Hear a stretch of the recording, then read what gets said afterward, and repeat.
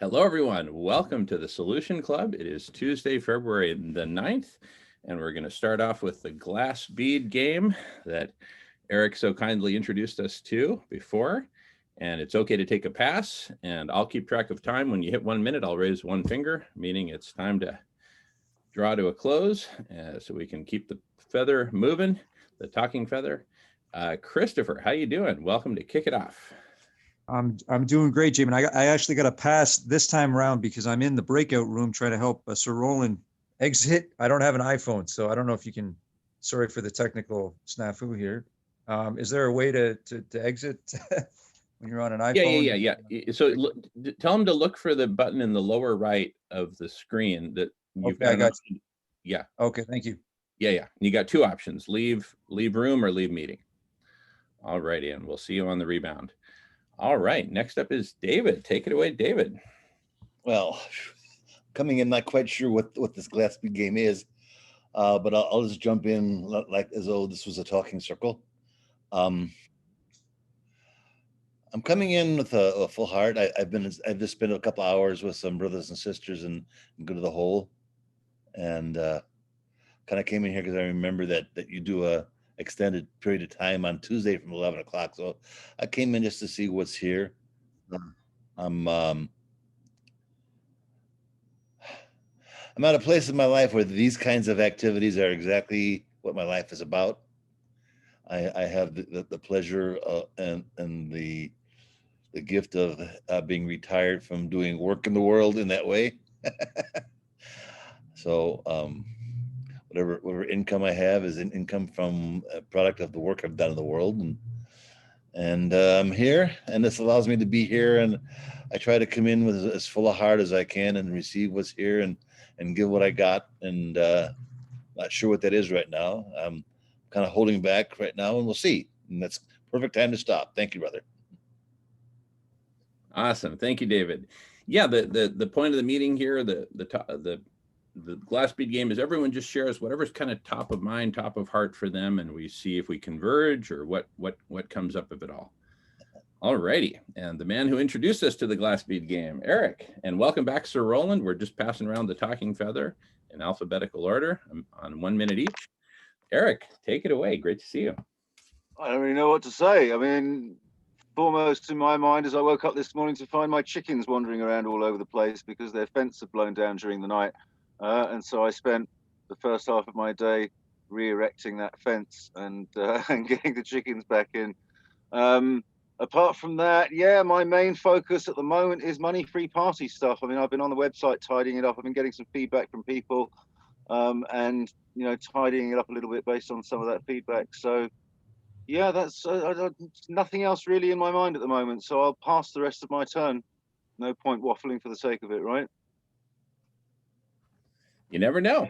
You never know. Nothing wrong with the little waffles. All right. So next up, we've got Jamin. So here's what's top of mind for me. It's great to be back. And Ananda is going to be here in about an hour-ish, something like that. We'll be talking ICIC. And as much as I love ICIC, the intentional city, and a network of conversations, I'm kind of getting the feeling that that's what last year was all about. Getting together and talking and getting related and connecting and, forming this network of conversations. And it's time to produce something. It's time to make meaningful change happen out there in the world. And I know that's always been the objective, so that's nothing new. But I've been working quite a bit recently on the Food Healers and getting the Food Healers Project started in Los Angeles, feeding everyone plant-based foods with myriad benefits, which I'll go into on my next Talking Feather round. Anyway, so those are really the two things top of mind for me: intentional cities and feeding everyone. And with that, I'll pass it to Marco, followed by Sir Roland, followed by Simon. Go for it, Marco.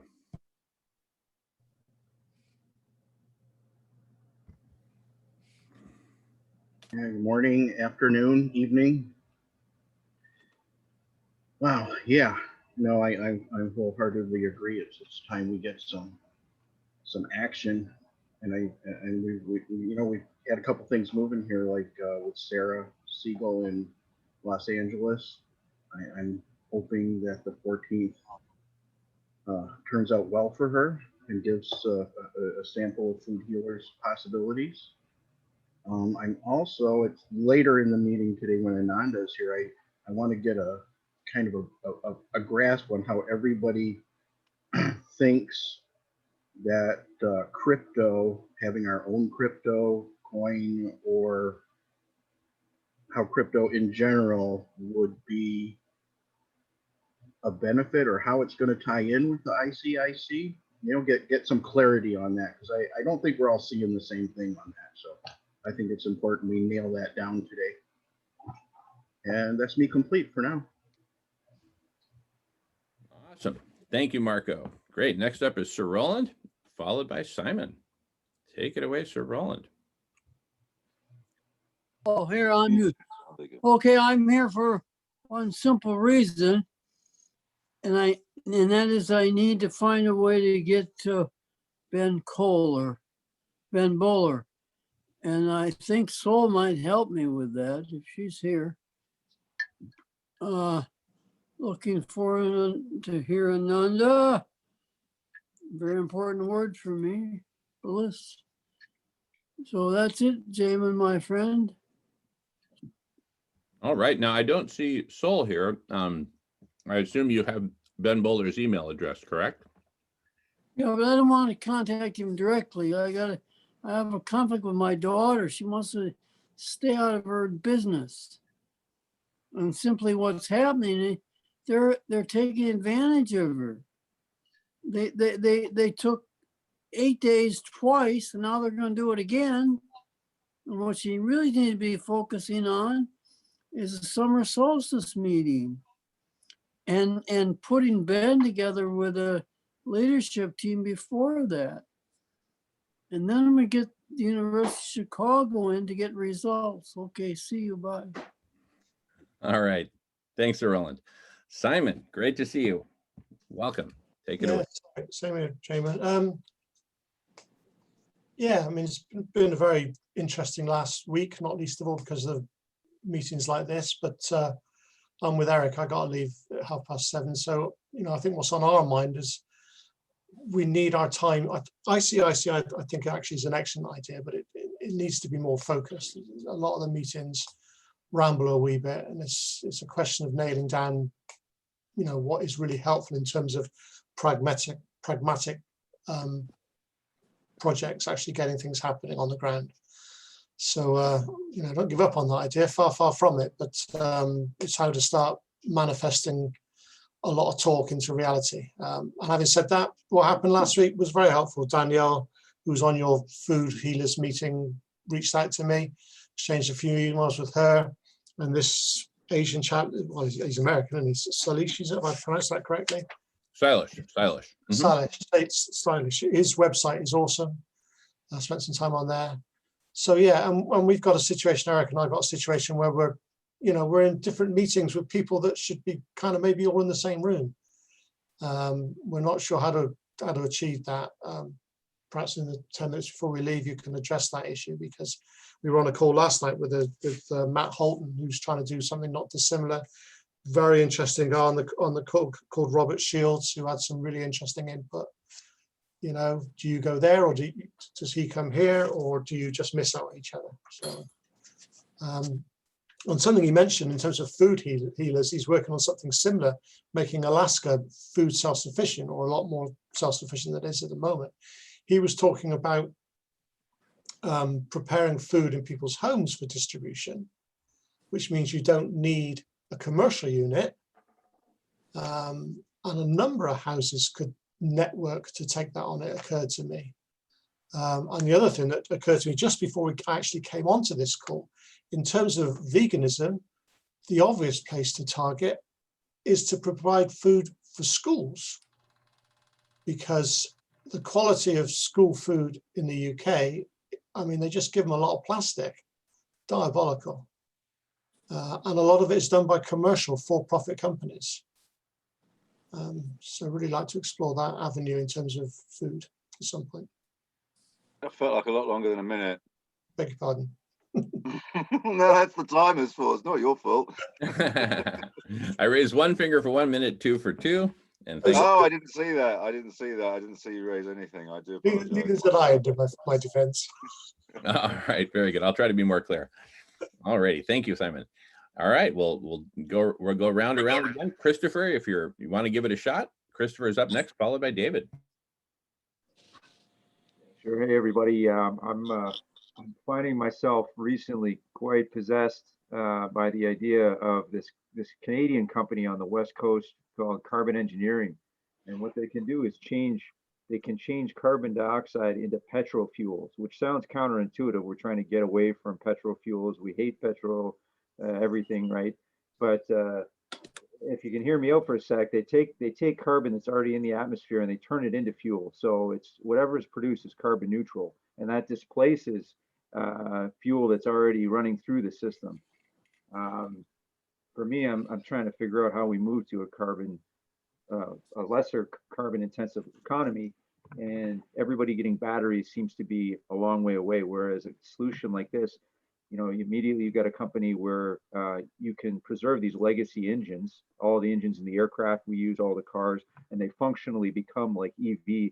They functionally become like battery powered vehicles, even though you're driving, whatever vehicle we're driving currently. You can fill this stuff up at a normal pump station, maintain the normal infrastructure.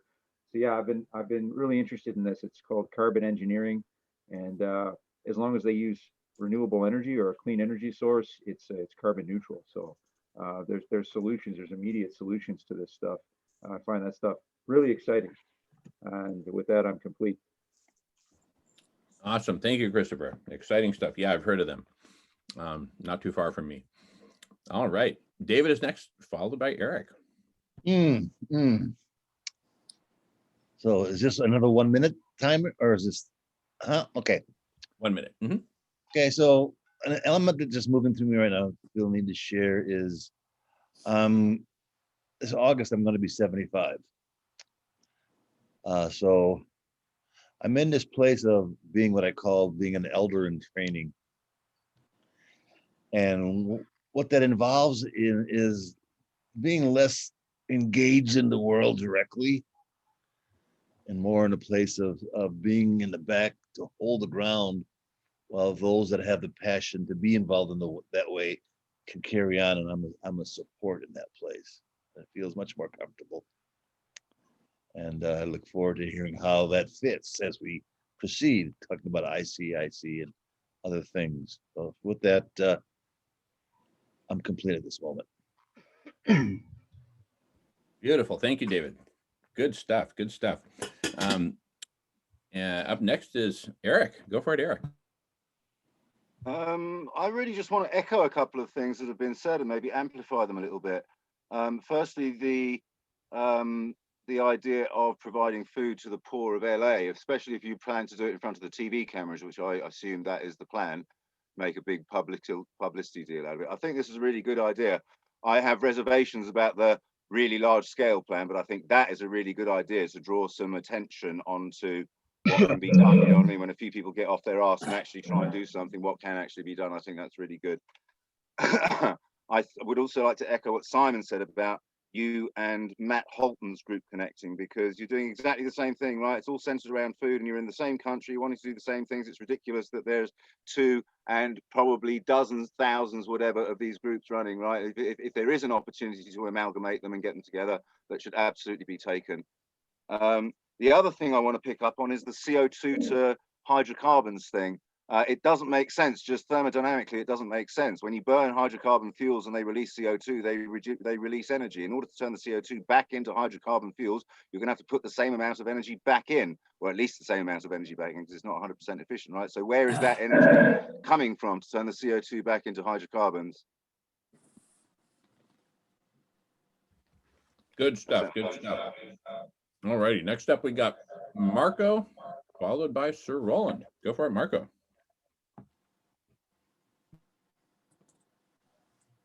Yeah, the hydrocarbon thing, I did see it like a video on that, how they, their cycle and how it works. And I'm not 100% convinced exactly carbon neutral like they say either. And prolonging, I mean, they're literally taking carbon out of the atmosphere, and they combine it with other things that makes it a fuel again. So I'm not positive about the science either, but the other side of that coin is prolonging the use of all these antiquated engines is worrisome too. Just just in the back of my mind, it's like nagging, it's holding us back. But I could be wrong. It needs further investigation, and I'm complete. Beautiful. Thanks, Marco. All righty. Jamin's up next, followed by Sir Roland, followed by Simon. I want to respond to this idea of all of us getting together and more of us getting together. We're way too fragmented. That's the core idea behind IC, is how do we get all of us together in one place? Here's kind of how I see my job is to hold this space, Tuesday for 6 hours, Thursday for 6 hours, Friday for 12 hours, and then have some family time in between. So I'm kind of relying on others to be the sort of the covalent electrons connecting between groups, and whether you bring others over here or get us to take a field trip over to where you're going, help make it happen. I really see food healers as feeding everyone as perhaps an even more powerful vehicle than intentional cities, because it brings us all together around arguably the single most urgent and important thing for getting humanity together is all of us eating. As long as a quarter of us are starving, it's really kind of a ridiculous context to say, oh, okay, let's all get together and hold hands. Yeah, I know a quarter of you are all miserable and starving and unhealthy and all that, but just kind of forget about that. And let's focus on carbon, or, so it's just not working. Anyway, passing the talking feather. Sir Roland, I muted you because we were getting noise from yours. Please feel free to unmute Sir Roland, followed by Simon. I'm sorry, I didn't unmute. Okay, let me see. Like I said before, I'm here in case Soul shows up. I'm drinking kumbaka. This is a health drink. It's really good. I don't drink too much of it, but I think it's something to put in one's diet. That's all I think I have to say. Jamin, you're a genius, as I always say. See you. I'll go on mute. All right, thank you, Sir Roland. All right, next up is Simon, followed by Christopher. Take it away, Simon. I'll keep it short this time. just the same. I mean, I rabbited on the first time for too long to make the two primary points. I want these meetings to be focused and inclusive, which you're working on. I respect that. And I'm particularly interested in the food aspect because it gives us a cornerstone. It gives us an anchor from which everything else can develop thereafter. And as you say, it's the most pressing issue. Nothing more repugnant than people going hungry when they're throwing food away.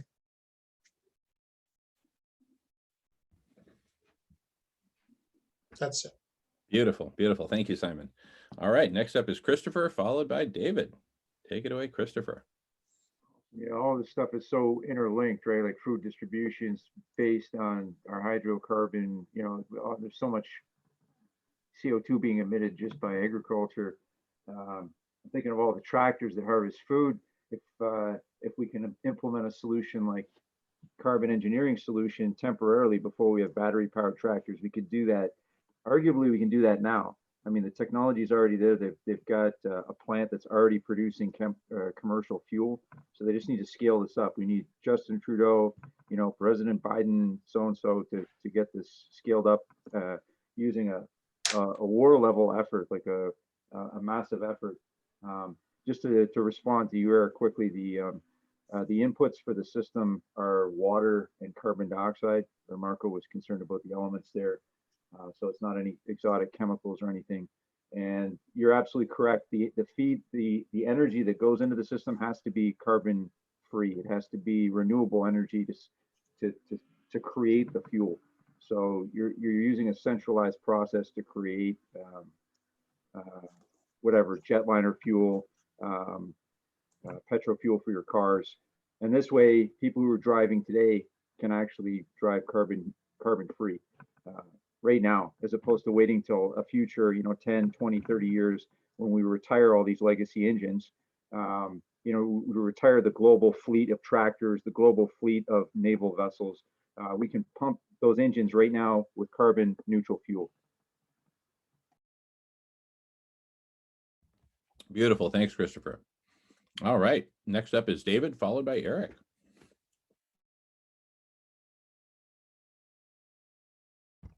And you're on mute there, David. You're muted.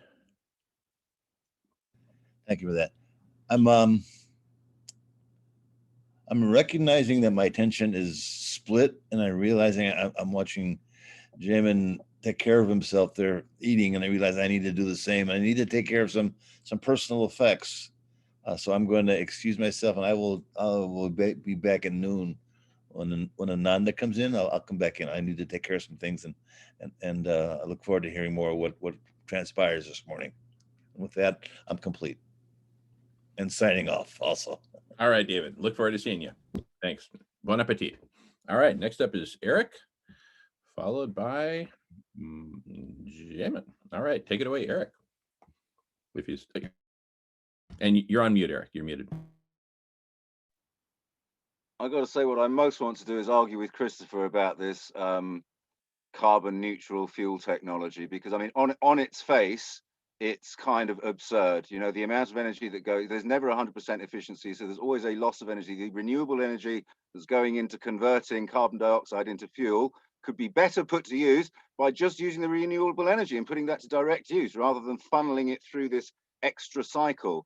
And the carbon that it captures is going straight back into the atmosphere when it burns. So it's not, you're not actually capturing any carbon in the long term. It's being burnt straight back into the atmosphere. So I like on its face, mathematically, it makes no sense. Now, if there is the point, if we reach the point where there is simply not enough fuel around to power aeroplanes and we must still have aeroplanes, then maybe possibly it's an option. But if we're going to deploy a war level effort into doing something, then producing more petrol is not the thing we devote a war level effort into doing, right? We devote a war, if we're going to do a war level effort, then it's putting solar panels and wind turbines on every single roof, right, and distributing energy production rather than furthering its concentration into giant plants. So yeah, I could. It sounds like one of those ridiculous things of burning, growing corn and then burning wood to fire up the corn so that you can produce ethanol so that you can put it into engines, and you call it renewable because you've grown it, you know what I mean? Or growing cows and then mincing them up and extracting the fat so that you can burn that and calling that renewable because we can grow more cows, you know what I mean? This fucking stuff is just ridiculous. And we've got to get back to first principles, distributed production. There we go. I'm done. All right, I'm going to invite Simon to jump the queue since you and Eric need to. Oh shit! Yeah, we've got to go. I didn't realize the time had gone already. Simon, you got the last words before you guys. I'm really. It's bad that Christopher doesn't get a chance to answer back though. That's not really fair. But I really do need to go. I'm sorry, Christopher. We'll have to pick this up another time. I'm aware that you've not had a chance of response, which is not really fair, and I apologize for that. No worries. I'll be here next time around. I'll be close behind you, Eric. Okay, great. See you soon. Cheers, everyone. Bye-bye. Bye. All right, Eric. See you soon. Thanks. Yeah, very quickly, Jamin, I'm really appreciative of what you're doing here in terms of networking, because I do have this meeting with Danielle and Saylet Salish. I learned how to pronounce his name at some point. I'm very, very interested in how we evolve a 21st century business model, which I would imagine is right up your street with your corporate background.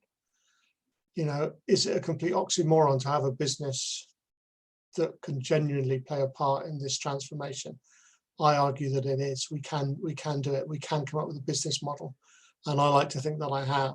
So I have to be honest, I'll be very interested moving forward to see what level of genuine support I get in that, because I'm going to need a lot, because my skill set, I mean, the idea is quite holistic, but I don't have the specific skill set to drive it forward. It is a cooperative, and I'll be looking for people, you know, with your level of background and expertise to contribute, please. So watch this space. I'll be delighted to help. Absolutely delighted. So having done various startups and worked for big Fortune 500 corporations, multinational corporations, delighted to help. So don't hesitate. And, you know, like we talked about last time, came up with the whole CCC concept, certified compassionate companies, a whole new model. So yeah, just keep coming back. Love to talk with you, really. Maybe we can do that. I'd like to do that sometime very soon. So yeah, thanks very much for that. Okay, I'll be back on Thursday. See you then. Look forward to seeing you. Thanks so much, Simon. See you soon. Everybody. Take care. All righty. And okay, we got the four of us here. I think I would be next alphabetically, followed by Roland, and then Chris. Oh, no, followed by Marco, sorry. So here, I want to read briefly in my minute, the 5 main groups of benefits of food healers, of feeding everyone. Number 1, feeding everyone plant-based foods. Number 1, eradicate hunger and malnutrition. Shame on us for taking eons to finally do this. Hello? I mean, it's just ridiculous. You see a starving 3-year-old girl, emaciated, getting brain damaged, organ failure, dying, and the Republicans amongst us would tell her to get a job. My God, this is just so freaking shameful. I don't even know where to begin. Okay. Number 2, inspire and delight the world to go vegan, including its core pillars of love and compassion for all. We save the Amazon, save the rainforest generally, save ecosystems generally, love and care for all animals, pollinators, all of life, halt and reverse climate change through the vegan contribution. So that's the second big benefit. The third, stop the spread of pandemics. Enable people to stay at home. We'll bring you the food. And immune boosting and more broadly health boosting benefits of plant-based Unity Stew. Fourth major benefit, liberate humanity from the all-day monopoly game of individual hoarding for individual survival. Feeding everyone is not 100% of the solution. It's just the most important part of the solution, the single most important part. And fifth, inspire and model a new lifestyle and economic model for the world based on saving, healing, and transforming life, as opposed to based on hoarding ego and the stoking and satisfaction of desires and addictions. With that, I'm hopping off my soapbox on to Marco, and then at the top of the alphabet, following Sir Roland, I'm going to call my uncle because I saw him pop on, and I want to make sure he feels included. Go for it, Marco. Yeah, wow, there's a lot going on again. The idea of, and of course, Eric is not here to hear it, of people cooking in their homes is, you know, it's a good thing, and it's maybe okay, but having spent, you know, decades in food service industry, in like institutional kitchens, hotels, restaurants, bars, I see people mishandle food so much, and the potential to make people sick would really hurt, you know, the food healers. If, oh, everybody at the food healers got donated, you know, got their food and they're all sick now and in the hospital with food poisoning, that would be really bad. So some kind of education for the people that are doing it. You know, when I worked in restaurants, you know, certain ones would use iodine for like wiping down tables, and some would use bleach, and you would see the bus people or the waitresses when it was their job to do that too. They would take the bottle of bleach and they go glug glug glug into a container, and the level of bleach in there was just off the chart, crazy high, and that's just. I've seen people, get busy. Okay, we're working on brunch prep for Sunday, but it's Friday, and they're going to make a chicken thing, and the chicken sets off to the side because they got a rush in the restaurant. It didn't go back in the cooler; it just got set on the side. 4 hours later, it's still sitting there in a hot kitchen.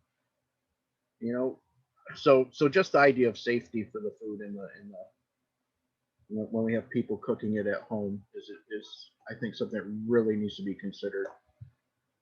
I'm complete. All right. Very good. Very good. Really good points. Yeah, so that perhaps makes the case for doing something very professionally in where we're just focused on making this plant-based stew. We have very well-defined procedures, et cetera, versus everyone kind of roll their own at home, and it becomes a Russian roulette of whether you're eating safe food or not. Now, really good point. So let me call my uncle real quick, see if I can get him back in here. And let me pause recording in the meantime. Just take a brief pause from recording. All right, resuming recording after a pause. So I want to address the question, what is this venue? Is it Solution Club? Is it ICIC? And raise your hand if you read my email that I sent out last night. It's never required or anything. I'm just curious to know who read. Okay, because I addressed this a little bit in the email last night. Thanks, Christopher and Marco. Jimena, that as excited as I am about ICIC, I also see that we need to get focused on something more tangible, I believe, than just meetings, right? And, which is one of the big complaints that we've had about these long meetings and frequent meetings and this and this and this is that we're just talking, right? Now, of course, I believe that talk precedes action. But in order to get action, we need to make some very important choices. And they may be hard choices about what we're going to talk about, right? So lately, I've been talking a lot about food, and some really cool actions are resulting from that. I got up early this morning to be on a, StreamYard podcast with Silas and Sarah Siegel and a few other folks, including a guy from the UK with a group called Go Dharmic, Himmel from the UK. They've served 1 million meals so far. And so now we're exchanging information, and Sarah and a number of folks in Los Angeles, including Summer Eternity, who was on here in the last couple of weeks quite a number of times. And this really awesome woman, Ingrid from Colombia. We had a really great conversation yesterday, all in Spanish.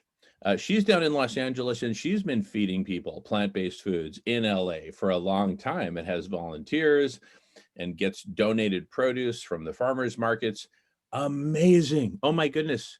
Jimena, you're going to love Ingrid. She is one of us. And I told her about El Puente. So, but back to my main point is, we could be focusing on ICIC, right? Or we could be focusing on food. I think food is so fundamental, right? Because there's a certain degree of arrogance and privilege in saying, well, I'm fed, I've got plenty to eat. I'm not saying any of us is taking that. I'm kind of exaggerating. I'm kind of playing and getting in my own face and getting in everyone's face. Marco, if you ever shaved, I could get in your face too. But the way I see it is, there's a certain amount of privilege saying, oh, let's talk about this, let's talk about that. And people are starving, right? If we're going to unite humanity, everyone needs to eat first. Conversations happen a lot better on a full stomach than dying of starvation. So what if, I'm just saying, we focused, if I had to choose one thing to focus on and only talk about that until it got done, I might choose food at this point over ICIC and over SRM. Now, that's not to say that I don't care about SRM and I don't care about ICIC. It's what are we going to do first, right? And, you know,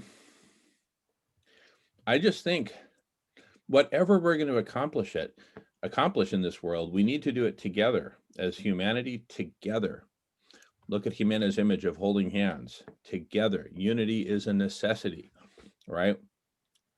Well, food is foundational. If we're not eating, how the hell are we going to get together, right? We're going to consciously or subconsciously just have this massive separation between those of us who are privileged enough to eat and those who aren't. And either we deal with that, or I think we're just being these massive, not just hypocrites, but we're being inhumane, right? I'm just really uncomfortable with prolonging this any longer. And now that we're getting, you know, so many more people jumping in, and Ingrid, who's been doing it for years, I mean, I'm telling you, heart, soul, mind, creativity, passion. She's A+, A+, A+, A+, all the way down the report card. She'll be joining us at some point today, by the way. I'm not sure exactly when, but I emailed her the link, added her to the email list yesterday, and we talked about it. So that's my feeling. Now, the default plan is this. I spoke with Ananda yesterday, and you know, just to kind of, you know, just have a little bit of an offline conversation and see where we're at.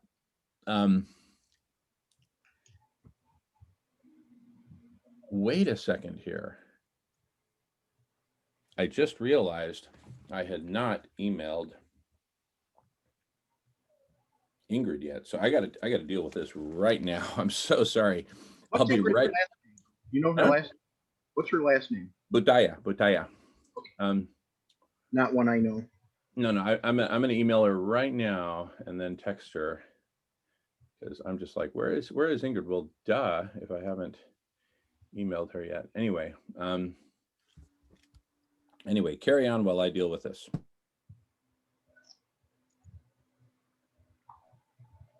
Hey, Cesare. Hey, Marco, good to see you again.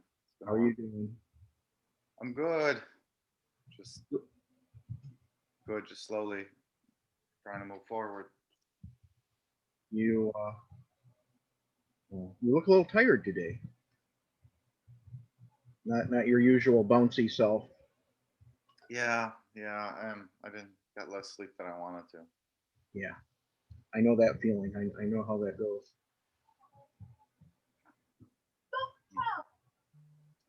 Ow. But actually, so I've been following Jamin's activities for nearly a year now. We met like about 11 months ago. And 11, yeah, I think we met in March. Actually, it's thanks to you, Jamin, that I discovered Zoom. So I do owe that to you. I wish I had thought to invest in Zoom as soon as I saw what Zoom is, because you were using Zoom before it was cool. So your meeting was like the first one that I saw, like a social application of online conferencing. Yeah, it's pretty cool. Our nonprofit, Great Lakes Environmental Alliance, we started using it almost 2 years ago, and the person that brought it into the group, he kind of controlled it, and he set up all the meetings and everything. So I didn't see the functionality and different things. And I didn't see, the social use like you're saying. And it's if I had realized then, I'd be farther ahead in all my goals now. Well, yeah, if you knew about COVID, that's the effect. That's the thing. I once heard about like there's a story about some student. He was a meteorology student or something, and he predicted that this winter would be a very cold winter or something, that the coming winter, well, not this winter. I heard about this like 10 or 20 years ago. And so because he predicted that it's going to be a cold winter. He made the deduction that, well, guess what? People are going to be using a lot more gas to heat their homes. So he invested in a gas company.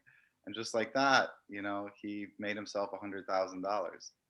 So Yeah. if only could have seen that. Yeah. If we all had bought Bitcoin early. Well, I did end up making about $1,000, but I could have made a lot more if I had done much better investing than that, you know. Now it's like I'm still thinking it's going to crash, and now it's like my intuition is completely wrong. Anyways, what I wanted to say is, you know, because Jamin was talking about the criticism of the group that all you guys do is talk. I must say that criticism is quite apt, at least from my perspective.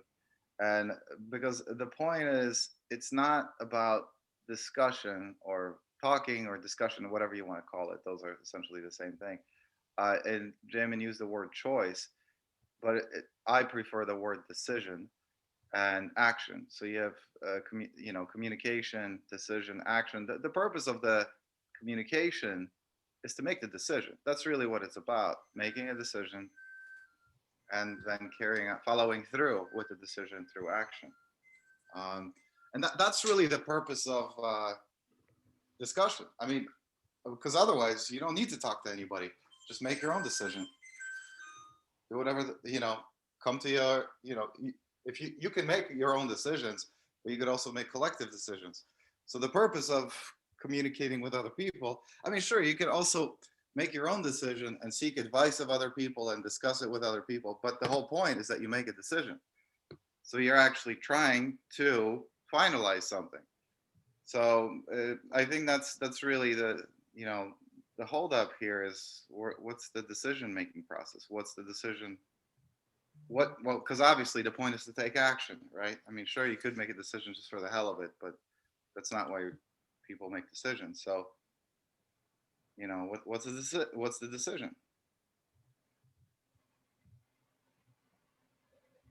I think this community should be trying to make a decision. I don't know what your progress has been so far, but that's kind of what I'm seeing lacking here is really, I mean, you probably have had a lot of really interesting people come through your doors and have a lot of really interesting conversations, but ultimately the point is to make a decision so you can take an action. So where is that?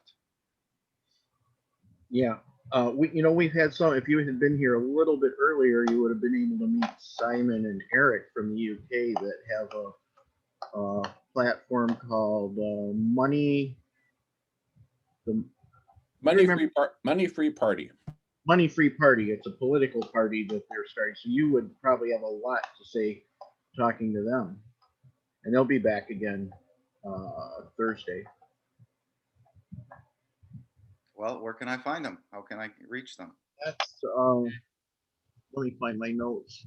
It's moneyfreeparty dot something. I'll find it. .co.uk. Oh, thanks. Okay. Moneyfreeparty.co.uk. Yeah, I don't want their website. I want their personal contact information. How do I talk to them? That I don't have handy. I'm sure they've. But they come here.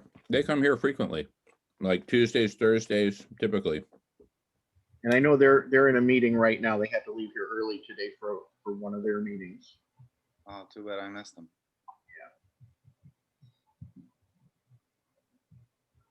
Yeah. Well, next time you see them, can you share my contact information? Yeah, for sure. Totally. I mean, you have my Facebook. I mean, yeah. Right. Yeah, I've got your messenger. I'm pretty sure. Let me check my email contacts. I'm pretty sure I have you in there. Get into the right.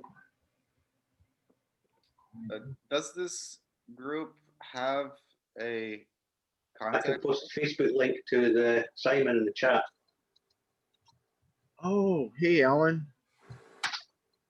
I just realized I saw you come into the room and I didn't welcome you. I apologize. Welcome, Alan.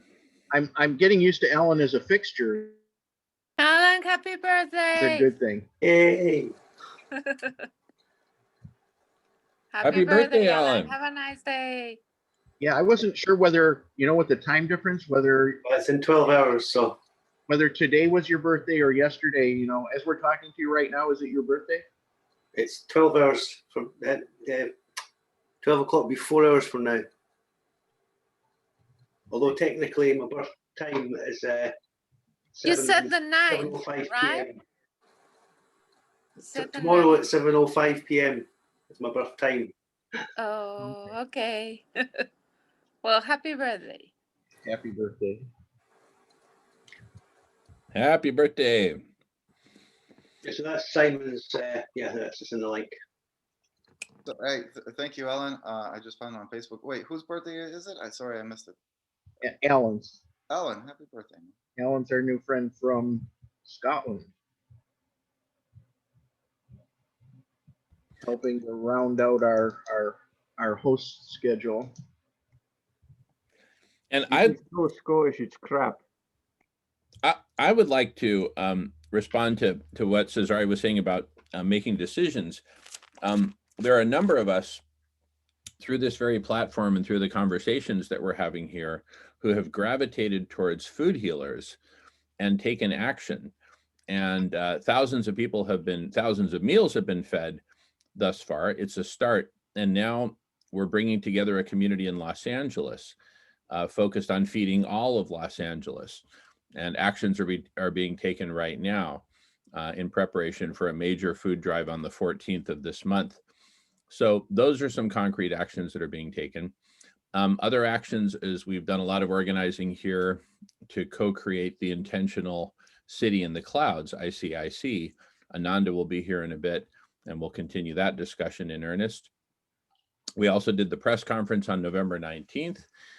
We also organized the block party here.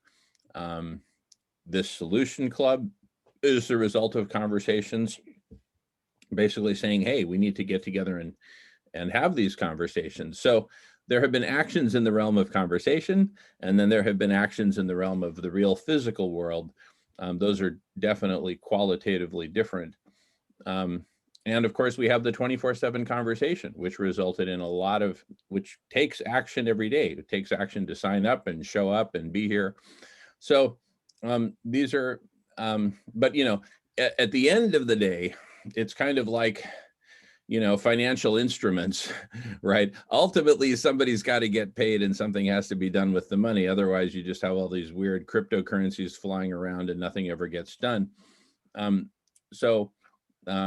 You know, to our credit, real work is being done in the world of feeding people. I would love to see real stuff get done in the realm of solar radiation management for cooling the planet, as well as in myriad other realms. And as you correctly pointed out, I mean, we need to have conversations. We need to have discussion.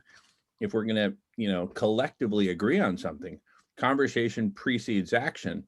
And so we've been working on how do we get the conversation right?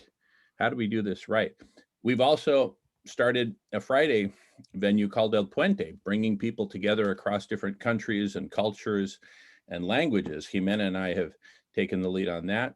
Everyone's welcome every Friday, starting at 5 p.m. Pacific time. So that's another concrete action that's resulted. So, you know, and we're very open to suggestions and ideas about how we can do this better and differently. In fact, ICIC, the Intentional City in the Clouds, is designed to be a platform for bringing different intentional communities together in one big intentional city that can hold them all and create a space, because we're so fragmented. Humanity is still so fragmented. We have not learned how to come together, how to unite. That humanity coming together and uniting and figuring out how we're going to solve our problems and address opportunities that are just sitting on the table. That is arguably the big challenge of this moment. And one of my insights of today and of the last few days, as we've been focusing our efforts on the real world food healers, feeding people programs, is that might be the best vehicle for uniting humanity. We feed everyone. We get millions of volunteers involved in that all around the world. Everyone gets fed finally. Everyone's going to say, what happened? How did that come to pass? Right? And how do we do more good things like that? So for my part, I'm going to keep trying until my last breath. I'm not giving up. And I'm very open to conversations about all this. Yeah, Jimena, yeah, go ahead. Sorry. Jimena, did you have something? Oh, I was just inviting Jimena because I'd love to hear her thoughts because she has such Yeah, great... well, we also had like so many events already, like the Lighting Our Way Together, MLK, so many events that if someone is present here, like they could also be in those events because it's like there have been announced here and we have joined with other communities and we are trying to figure out so many things.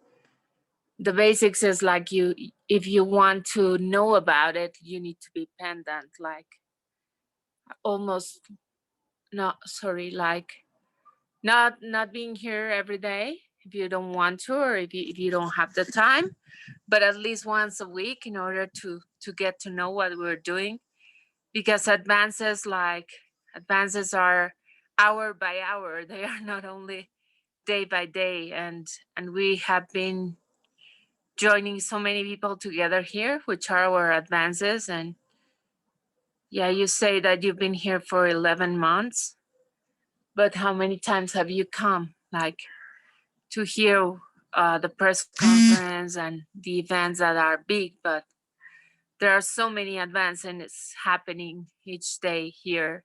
The open houses, what people shares, the plans that we are having, the people that we're meeting and doing alliances, like strategic alliances. So there's a lot. Like, I think that we have done like gigantic steps to be where we are, like since we started, right? I have only 7 months here, not 11, but I have been present because I'm very interested in what is happening. So it's not only like knowing about what happened, but being present in order to really understand what is going on and how we are getting together in conversations, finding solutions, finding strategies like Simon and Eric, that they are bringing like very good ideas here. And not only asking for context, but being here, making this grow, because we are all here trying to make this grow, like we will plan to have this working on 24/7. We need people to do that. So in order like to have this information also and have the privilege to know what we're doing, I think you also need to commit a little bit more, because it's not only like I come here and you haven't done anything, or I wish to know and you are like so far of knowing what we're doing, because we cannot even talk about it. It's been like so much, and you can see so much videos and so much ideas, so many people coming, and so many things happening. Michael Gallo is doing some programming. Everybody is like sharing their expertise and what they have here and how they can collaborate. So I really advise you to be here present also. It's not like just come to check if what we have done, but contribute, like commit. Like this is a project of everyone that wants to share. So yeah, this is my advice. Oh, Marco has his hand up. I did want to comment. I kind of had a question, but. All right, resuming recording. Okay, Marco. great.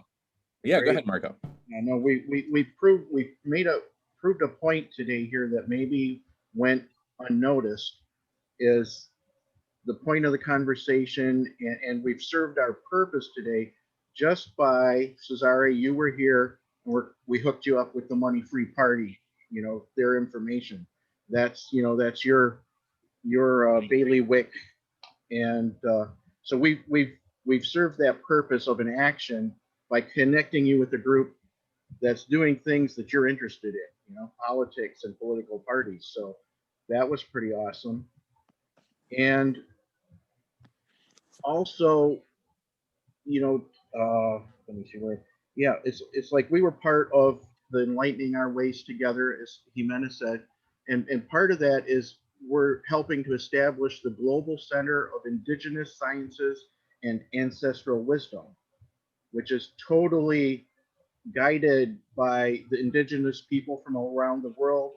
They're consulting with Western, you know, doctors and scientists. You know, and we're trying to create a functional, um, essentially the indigenous that have had all this wisdom for all these years. They want to share their science, their medicine, their magic, everything with us, and we're part of that facilitation. And we have, you know, like Silas is here every Friday with Food Healers.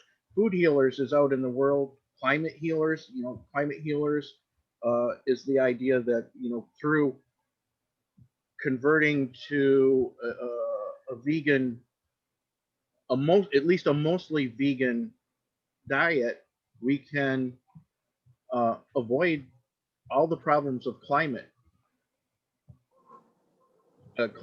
heating, because the biggest, largest contributor is the animal agriculture industry. Now, I grew up on a farm. You know, we raised animals, we did all those things, and they're all, you know, still like warm, fuzzy memories. But when you compare it, when you realize that that's the, you know, farming, animal agriculture is like the destruction of the world. And whereas the people come here and talk, then they're leaving here and they're taking big actions. Go to climatehealers.org and hang out at that website for a while. Look at all the things they do. They have now convergence meetings every 3 months, generally the last weekend of the month. We had our second one in January. 2 days, you know, a weekend of presentations where people come together, learn more information, and I would say most of these people are out actually on the ground boots doing things in their communities. So you know, a lot of action has come out of the conversations here. And I'm complete. What I was really, my comment was in response to what Jamin was saying about other people's. I mean, yeah, right. I have not been here for a while, so there's a lot I've missed. I am actually getting the newsletter, and I do read it. I find it a little bit too wordy, so I don't usually finish it, but I usually start reading it. So I do try to keep up a little bit, but yeah. So, but really coming back to the other point I wanted to make, one of the things I've discovered is that the key to growth for an organization is subdivision, not division. You want to divide your opponents. That's how you conquer them. But you want to subdivide yourself. So you have different groups that can independently, different authority mechanisms that can carry out actions on smaller scales. So not everything has to be micromanaged. I don't know how that's happening here. It's just the point I wanted to make. That's one of the things I've learned. And I'm curious to what degree you're using that. But the thing that goes along with that is a leadership structure. Is when you subdivide, then you have different people who are in charge of different segments, different pieces of that larger. So yeah, so you have people with responsibility and people with authority, people who can take independent action and things like that. I'm wondering whether you've been developing a leadership structure here. The other thing was, and this is all connected really, this has to do with scheduling. Yeah, because actually that's one of the things I love about this place is that there is always, I have been trying to drop in here and there, but I usually try to drop in at like 1 a.m. And lately I have not been. So like the past like 3 times that I try to drop in, there was just no one here. Not your fault, but it just, that's kind of what I was used to, the 24/7, but obviously that's a lot to try to keep up with. So yeah, but I think it's great to be able to present somewhere like a scheduled, display all your essential information somewhere. and so that people can look for these high impact events so that they can plan on them, and it would be good. And again, this really connects to the part of subdivision and leadership, is that different people can independently manage that, so that you do have a way. And that's one of the things that I try to create. This was about 6 months ago with the Facebook group for the, I forgot what it was called, but so, you know, I created a Facebook group so that people could post different events that are happening. It seems that kind of fell into disuse for whatever reason. I still think it's really important to have some kind of a portal where people can independently update their own information, so it's not being centrally managed. I mean, if you're authoritarian and you're using violence to control people, it's the central authority is great. But if you're not trying to do that, then you have to give people independence to schedule that. So that really needs to be reinforced. And that's also a place to share information, just other information, so people can make the most efficient choices. Essentially, it's a market where people can shop around and, you know, find the best price for what it is they want to do.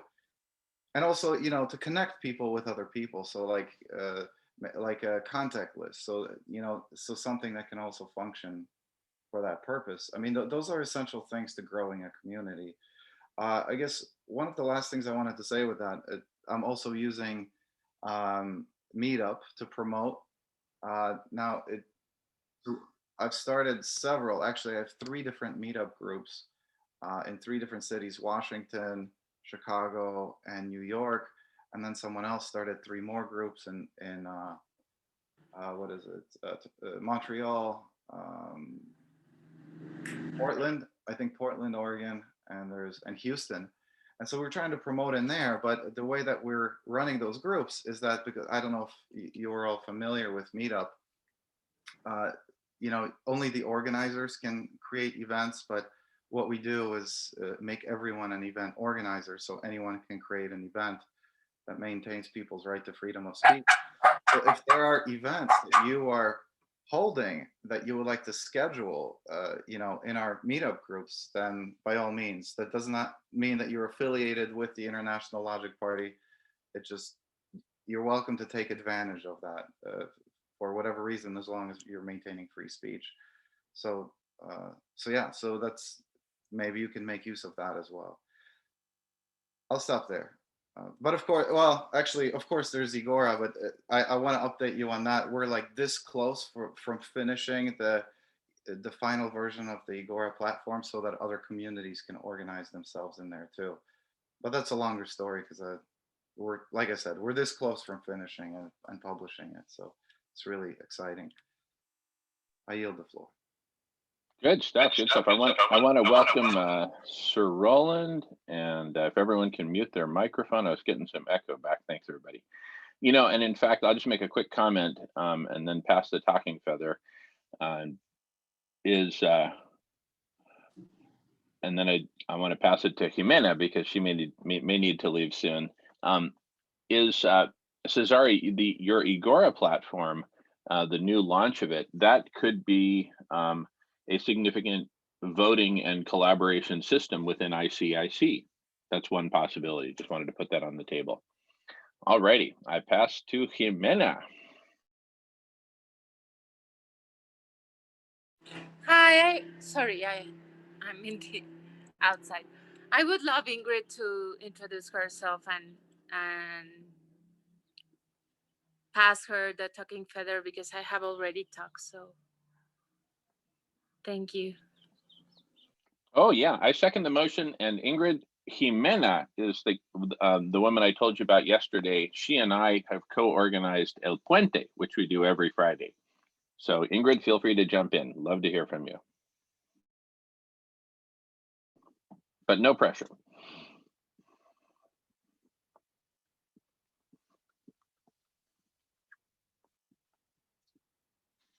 I don't even know if Ingrid is available right now, because we can't see her. All righty. By the way, just a quick question. How do people like the glass beads thing where we passed? Oh, Ingrid, are you available, Ingrid? Yeah, go ahead. Hello. Well, I was just finishing with someone and I just was able to get back and heard my name. So, but I couldn't hear the thing before I was finishing another meeting. Yeah, Jimena, go ahead. Oh, Ingrid, I just want to pass you the talking feather, like give you the floor for talking because I had already talked. So it's like kind of a kind rule that we have here. So I want you to introduce yourself because I would be leaving like in some minutes. I want to meet you and to know about your wonderful work. So please. And thank you, Jimena. And Ingrid, I was also, Jimena is the woman I mentioned to you yesterday when we spoke. Jimena and I have co-organized El Puente, which we do right here on this Zoom channel every Friday, starting at 5 p.m. Pacific time. We go for several hours. Okay, go ahead, Ingrid. Okay. Well, nice to meet you, Jimena. That's nice. Mucho gusto, hola. Well, I just quickly just tell you maybe the main things. This is a nonprofit organization. We are UNO 111. And 111 is a prayer for the world that we send all the time, as much as we can. And just started very humble, just helping the houseless people outside of my apartment. And that meant 2 people. And then from there, it just grew and grew. And then we ended up going to the camps with other people that joined. And we had other programs. One of the main ones was the recycling program. But definitely our main and biggest gift is the vegan homemade meals. That's the only thing we've been taking to the camps since the beginning. And clothing and shoes and phones and anything. This is a work of love. Is everyone is volunteering, including myself. I dedicate my life to that now. And also whatever we do is the effort from everyone, from the house community, to help their own house community. So one of the things that we like is that we make that link and we're trying to unite the two instead of being divided. Just now we are just one, as it says, we are uno. So that's our main aim, you know. And I guess that's just a quick, you know, summary, but if you have any question or anything that I may be able to help with, is okay.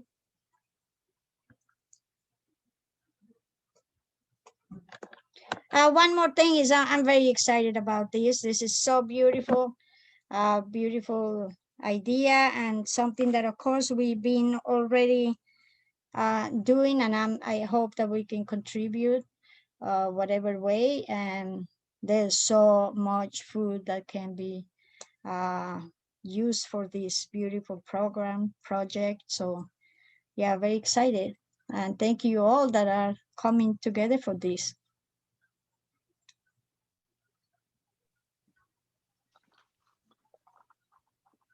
Beautiful. Thank you, Ingrid. Thank you. So happy to have you here. And Thank you. and just so you, and just so you know, so here in these meetings, we do talk about food healers and feeding everyone, and we also talk about other topics, like, for example, we are co-creating an intentional city in the clouds, like a virtual city where many different virtual communities and groups that meet and talk on Zoom can come together in one big virtual city and can come together in this sort of neutral space to talk about all kinds of solutions. And as I mentioned to you yesterday, the 3 main things that I focus on in my life now professionally, work-wise, are food healers, feeding everyone. Number two, the intentional city, for bringing humanity together in conversation so that we can co-create and collaborate and determine how to best move forward on all these opportunities, like feeding everyone. And the third is cooling the planet through solar radiation management.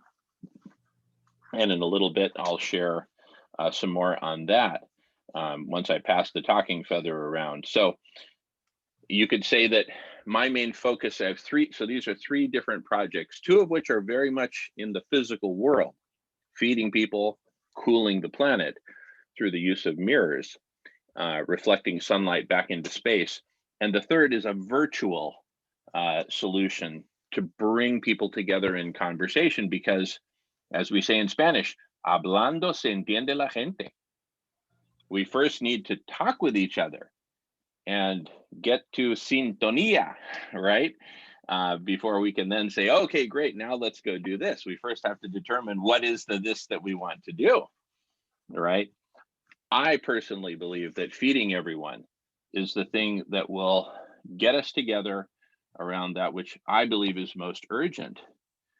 Because as long as only some of us, those of us who have money, can eat and the others can't, that's not a good context for humanity coming together and saying, yes, all together as one. No, we need to eat.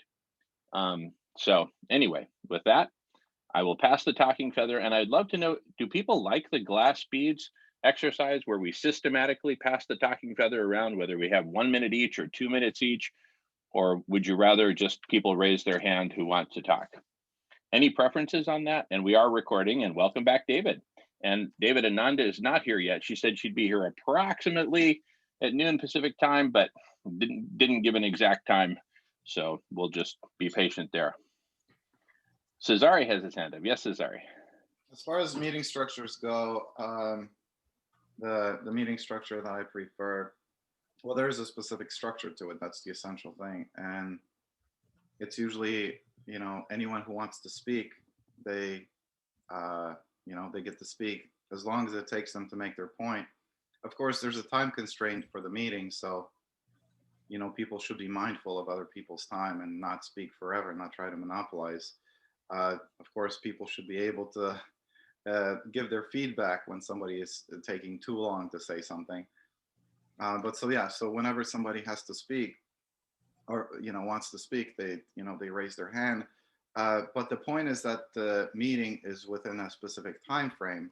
Of course, you can have multiple meetings and, you know, so the process can be repeated. But at the end of the meeting, we always have a segment of closing remarks.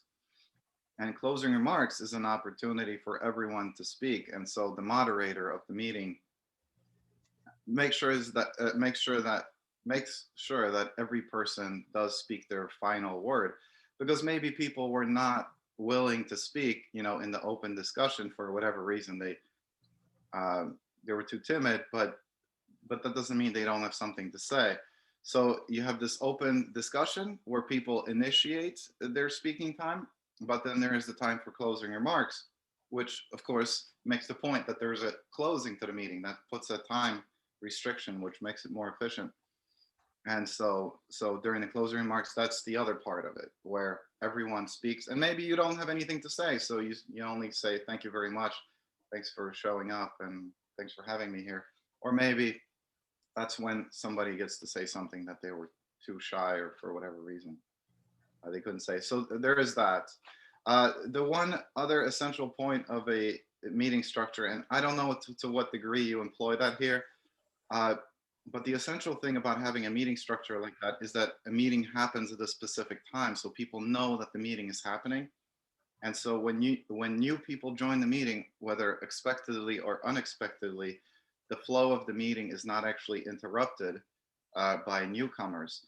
And to that extent, this is where the leadership aspect comes in, where you have people who are willing to welcome people, take them off to the side and get them caught up on what has happened, so that every time that somebody enters the room, everybody else who's been there already all this time doesn't have to hear the same thing over and over again. because that really wears people out. So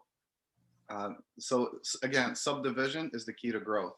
So, you know, having people, leaders who will take newcomers off to the side. Maybe, sure, maybe newcomers can introduce themselves like, hi, this is, you know, like within 15 seconds, but not to disrupt the flow of the general meeting. So anyways, I stop there, but that's my preferred meeting structure. Not always, but usually. For general conversations, obviously that's different, but for an actual meeting trying to get work done. It sounds good. Thank you. Very good. Other thoughts? And specifically, I'd love to hear feedback on the glass beads exercise that we've been doing over the last couple of weeks for periods of time. Does anyone like that? Does anyone dislike that? I actually think it's pretty cool. It's where we pass around the talking feather systematically around the entire room in cycles. And everyone either gets 1 minute or 2 minutes, depending on what we agree to. And it's a way to kind of surface very quickly what is top of mind for each person, and particularly when the topic of the meeting or the focus of the meeting is ambiguous, as it is in this case, right? We spent a lot of the last few weeks on ICIC. Now I sort of feel the center of mass shifting back towards feeding everyone, and how do those two, you know, work together? Or are we missing the boat entirely on something that we should be focusing on? So, you know, for me, I like what you say about subdivision, Cesare, and in fact, that's kind of the vision of ICIC, is that we have a whole city which is subdivided into a whole network of topics and conversations that can ultimately work together like a big machine, like the gears on your image, right? And so, but to get there, how do we build this intentional city in the clouds, which I believe is really crucial to achieving humanity coming together. It's something we've never done before. So we spend a lot of time talking about that in the last few weeks. So for me, I'm kind of two minds. You know, do we continue this focus on ICIC, or do we say, you know what, let's focus on feeding everyone, right? And make that kind of an initial focus that in turn will bring people together around something very tangible, very real in the real world, that is absolutely essential, I believe, to bringing people together. So ICIC, in a sense, is sort of like, hey, let's bring the privileged people together first. And I'm a little bit tired of that while the hungry people continue to starve and get worse. So anyway, I've shared my thoughts. I'd love to, Cesare, I see you got your hand up. I'd love to hear from others regarding, you know, what they think specifically about the glass beads, you know, exercise. If you've participated in it, please share if you'd like. Marco has his hand up, and love to hear from everyone. Go ahead, Marco, and then David. Go ahead, Marco. Would someone here be willing to go to a breakout room with me and explain to me that ICIC thing real quick? I'll yield my time right now to explain the ICIC if you want, Jamin. Well, yeah, why not? I think it'd be good for everyone, because Ingrid hasn't heard about it. Yes, I would love to. Yeah. And I'm not sure David has heard the latest on it. So yeah, let's just take some time and talk about ICIC. Why not? Marco, go ahead. Yeah, the general idea of the ICIC was that it's a place for all the change makers that are operating on their projects in the world right now to come and get support from each other. We absolutely do not want it to be a place where everybody comes and leaves what they were doing to come to a new project. This is a project where project leaders, change makers can be in touch with each other, donate, a portion of their time to help others, kind of like a time bank. You agree, if you want to be a member, you agree you'll spend 30 minutes a week contributing to the ICIC. Other than that, we want you to keep your focus on the project you're working on. If you're working on free energy, or you're working on feeding people, or you're working on a political party and reforming politics in the world, we want you to do that. That's your most important task. But the International City in the Clouds is a city where we can meet and get support for each other, and we're not counting on anyone else. We're not counting on outside money or outside anything. Whatever we do there will be to make each other stronger. That's the way I see it. I'm complete.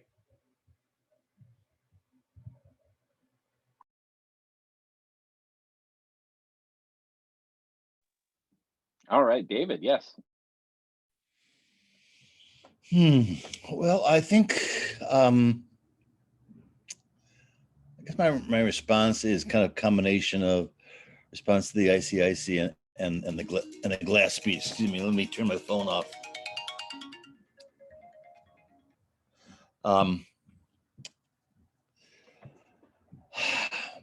I've been trained in the process of holding counsel through the OI Foundation, and counsel is a process of engaging in communication using the talking stick, and there are like 4 intentions within that, and one is when you have the stick, you have permission to talk from your heart. When you don't have the stick, you have permission to listen from your heart. And listening from the heart does not mean just not talking, because sometimes having an ego that likes to get involved, when someone else is talking, I may be trying to figure out what I'm going to say when it's my turn, or I may be engaged in some internal debate. Can I really just suspend all that and just listen? I'm going to add 2 more, and I want to stop, because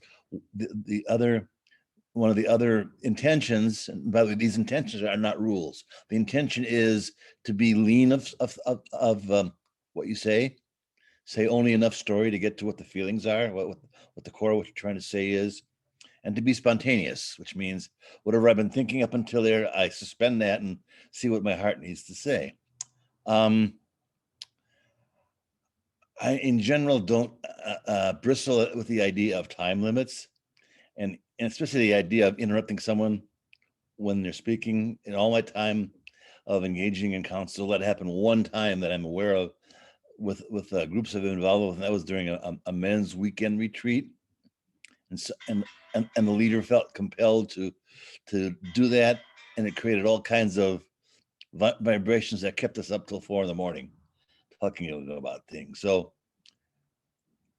if the intent is there to bring in the place of telling someone you've talked too long, or bring it to an end, just be aware that that has ramifications also when you do that, even if you do it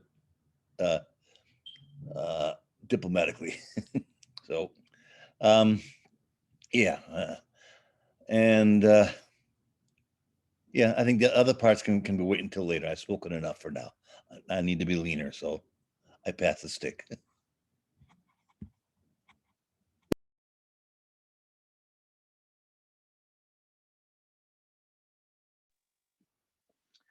Beautiful, beautiful.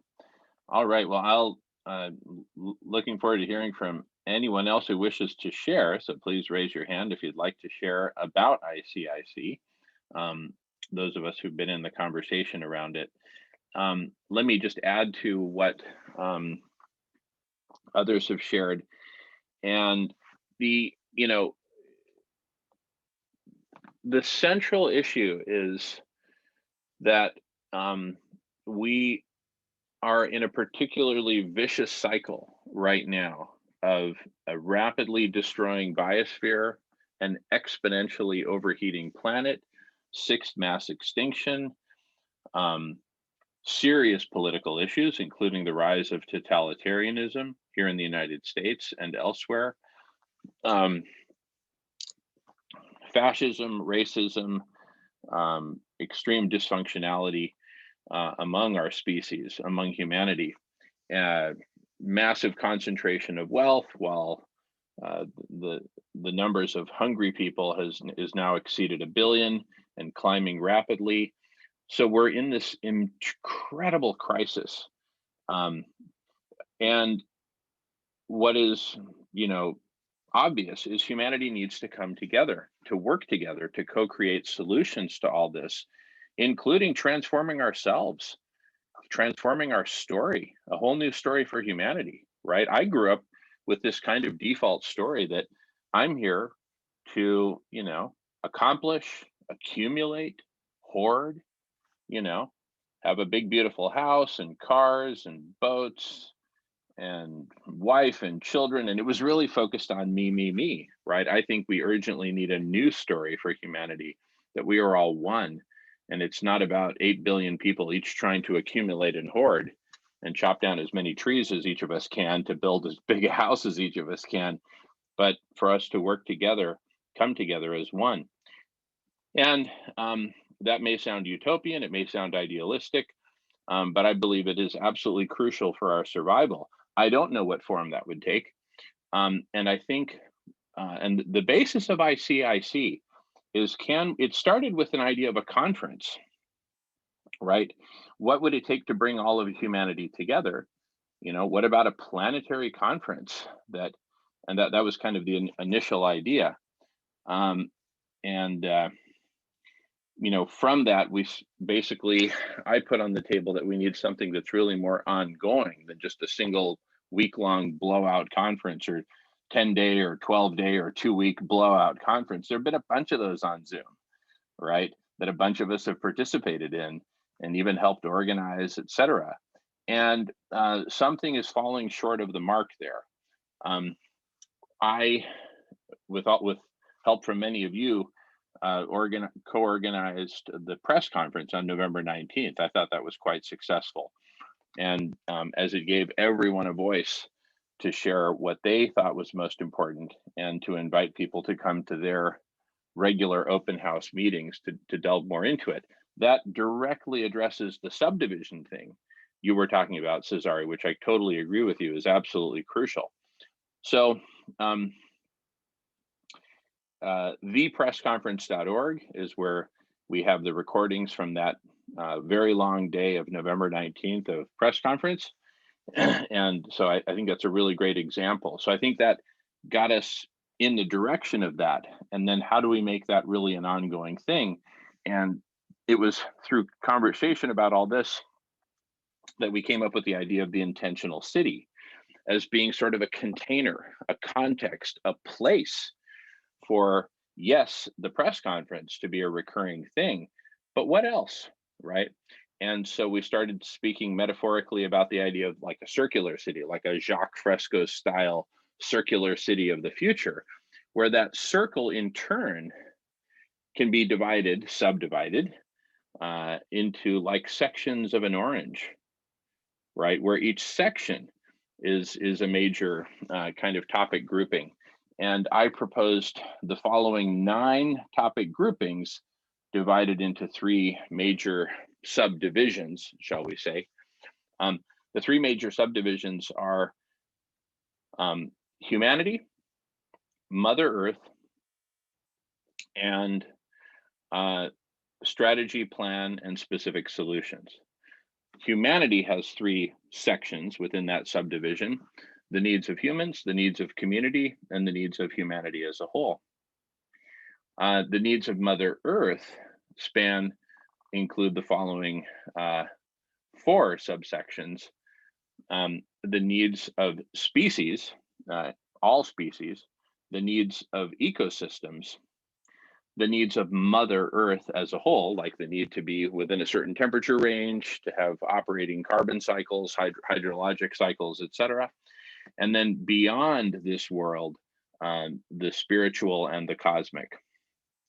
And then the final section is strategy, plans, and specific solutions.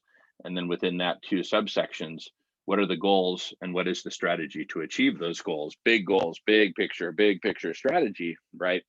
And then the final subsection of the 9,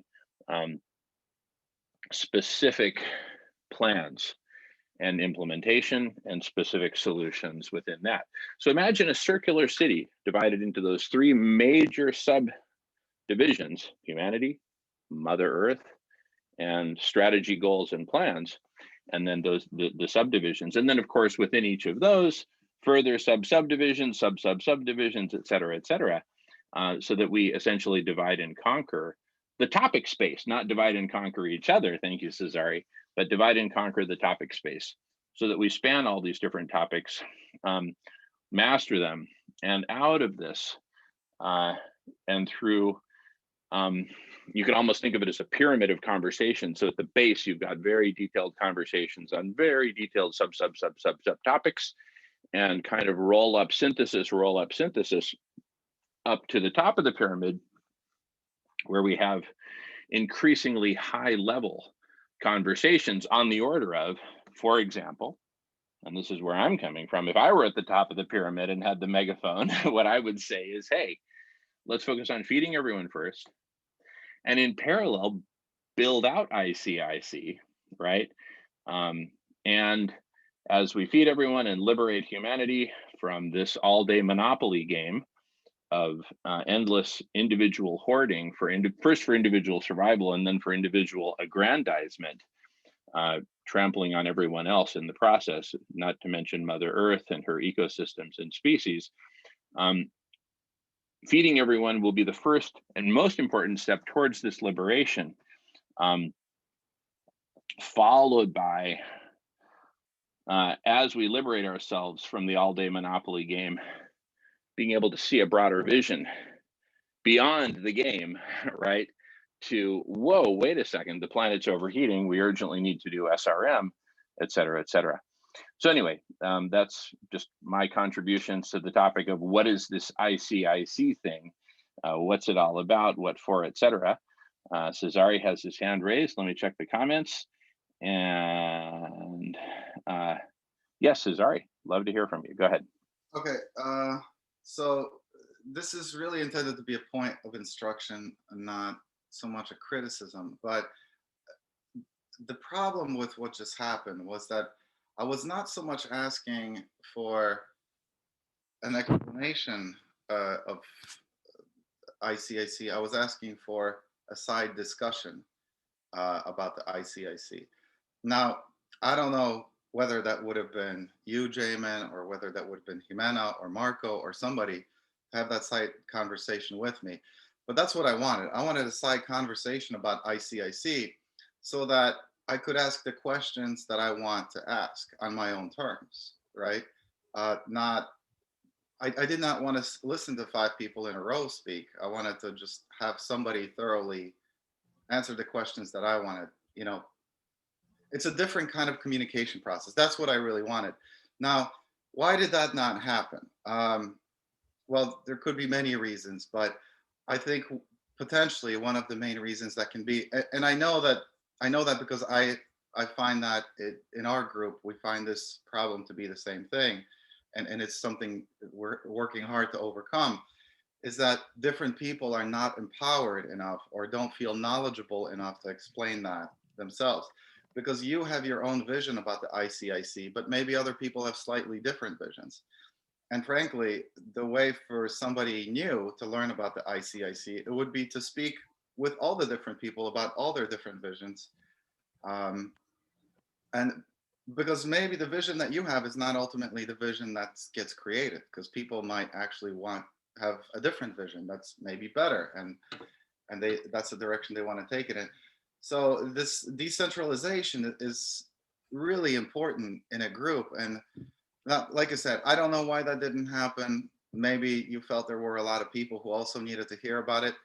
Maybe there should have been more leaders who would have had 2 separate conversations, not just, so you could have, 2 newcomers can have a conversation with 2 other trained leaders who can have those side conversations with them.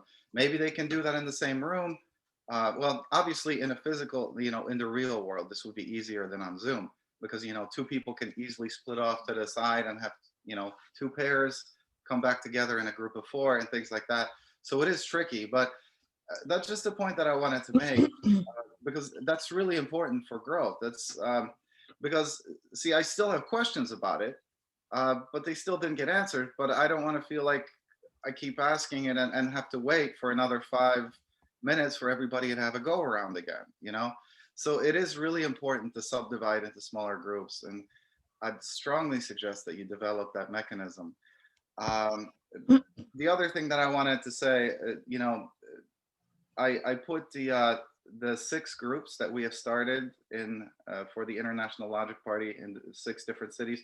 Again, this does not mean that you're a member of the International Logic Party, because you're not. It's just you can exploit those as you see fit for the promotion of your events, as long as they as long as they respect free speech, as long as they maintain free speech. So please, I do encourage you to use those, because frankly, it benefits us, but I think it's also going to benefit you. It's going to bring people to your events. We need more variety in those groups, and yeah, so it's symbiotic, Hello. right? So please do exploit those as long as you maintain free speech. Hello. I would Yes, like Ingrid. to. Yes. I would like to thank you, Jamin, for that explanation, because I also didn't know about that, and I think it's a wonderful idea. I would definitely like to hear more about it, and I didn't feel at all just sharing. I didn't feel at all that it was like set on a stone, really. So, but it sounds wonderful. Thank you so much for sharing. Absolutely. Thank you, Ingrid. Now, Jimena, I know, wants to talk, and then Marco has his hand up, and then I'd love to comment after. So, Guys, yes. thank you. It's been amazing to be with you. I have an appointment, so I need to leave. I just wanted to say to Ingrid, thank you for coming. I wish you can make it to El Puente on Friday at 7 p.m. Mexico. That would be, I guess, 8 p.m. Colombia, or 7 p.m. also. 5 p.m. Pacific, 5 because p.m. Ingrid is Pacific in she's in Los Angeles. Yeah, sorry. That's okay. That's okay. Yes, And I would love to. yeah, and thank you for your labor and for feeding our siblings. I would love to hear how you're doing that, like from the start, like telling the story, how it began, and who did you contact, because this is like an important feedback. And thank you, Cesare, for being here. And Alan, happy birthday in a few hours. Oh, Bye. 1 year wiser, huh? Bye-bye. Take care. Bye. See you soon, Jimena. Thank you. Bye. I also need to leave. I have a meeting, but I was glad to know about this yesterday or day before yesterday. So wanted to come in, but I do have a meeting and I'll try to come back. It's until 4? Actually, we'll be here until 5 today for 4 more hours, and then same schedule on Thursday from 11 a.m. to 5 p.m. And then on Friday, we start at 7 a.m. with food healers, and we'll go for 2 hours from 7 to 9, and then other topics, the Amazon, ICIC, etc. And then El Puente starts at 5 p.m. and then food healers again at 7 p.m. But you'll see all that in the email that I'll send out on that on Thursday. But Right. Tuesday, Thursday, Friday are our big days here. So you're Thank welcome you. to come and go. Mi casa, su casa, Ingrid. Thank you all for your good work and your time, and I'll see you another time. Bye-bye. Thank you, Ingrid. See you soon. All right, Marco has his hand up, and then I'd like to respond to Cesare's points. Go ahead, Marco.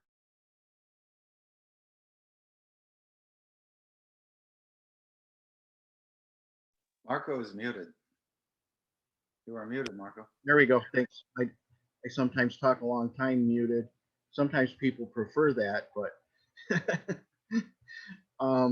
no, yeah, I think I led the charge there to not go to the breakout room because, you know, Angry needed to hear about the ICIC too, and I just felt you'd get more of an opinion. The way you asked the question, I didn't understand that that's what you wanted, just to have like a one-on-one with somebody. When you said, is there anybody that wants to go to the breakout room? And I saw who was in this room, and I'm like, yeah, we'll all benefit just by having the conversation together. So you weren't specific enough the way you asked that, you know, to have just a side conversation with one person. So I apologize. I didn't understand. And I get, you know, I can figure out what the ICIC is. You know, it's like if I want to know, I'll find the answer to it. But I was just trying to make a point. This has been something that I've been learning, and and the big point is to actually empower, you know, the other leaders to be able to do that on their own, and to be to actually develop leaders who are comfortable doing that. They have the knowledge, and they have the comfort and the confidence level. So it's an important, very important, it's the backbone, I think, of growing an organization.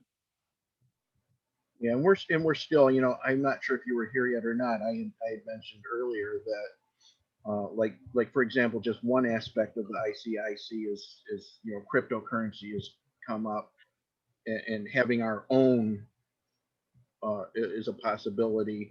And I think there's really conflicting points of view of how people think that's happening, and how they believe that would be good or not good for us to engage in.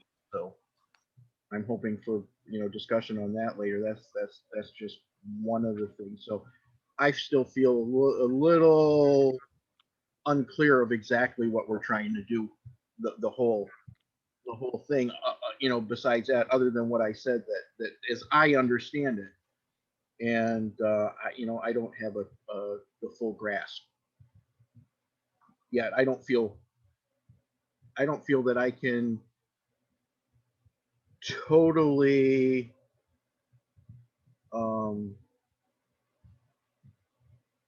yeah, I can give my point of view of what I understand. I don't think I understand it all myself yet. That's an important perspective. Which is why I'm here, you know, waiting to learn more. Wait, what time did you say Ananda was going to be here? Approximately 1 hour ago. Oh, okay. So, which is obviously not my current best estimate. But anyway, so Cesare, your analysis and criticisms are very well taken. Here's what I'd like to propose then is let's pretend it's just you and me in the room, right? And of course, everyone else is listening and contributing. But you know, let's say you and I were in a breakout room. Let's model it not just for you and me, but for everyone in the room. What would this conversation look like? What questions would you ask beyond criticisms of the process? Imagine we're in a breakout room. What would you ask about ICIC that I could answer for you? Well, I mean, if we're going to have a conversation about it, just and everybody, you know, gives us a bit of silence, you know, plays the audience, you know, we can do that. Because I guess my question is, first of all, is this some kind of a metaphor? Is this some kind of a, yeah, or is this some kind of technology? Is this some kind of a software, or what? It's all the above. Obviously, we're not going to be laying concrete foundations up in the cloud someplace with real reinforced concrete. So it's largely metaphorical, but it is built on technology, you know, the zoomosphere. So, you know, where in the clouds? The stratosphere, the ionosphere? No, the zoomosphere, right? So it's built on something very real, which is this network of conversations, mostly on Zoom, but you know, hey, all platforms welcome. Anyway, I think I've answered that. Just keep peppering me with questions so I can answer. So is this existing in some sense? Like, where do I find it? What can I get out of it, and how can I contribute to it? I guess, and where can I find it? Yeah.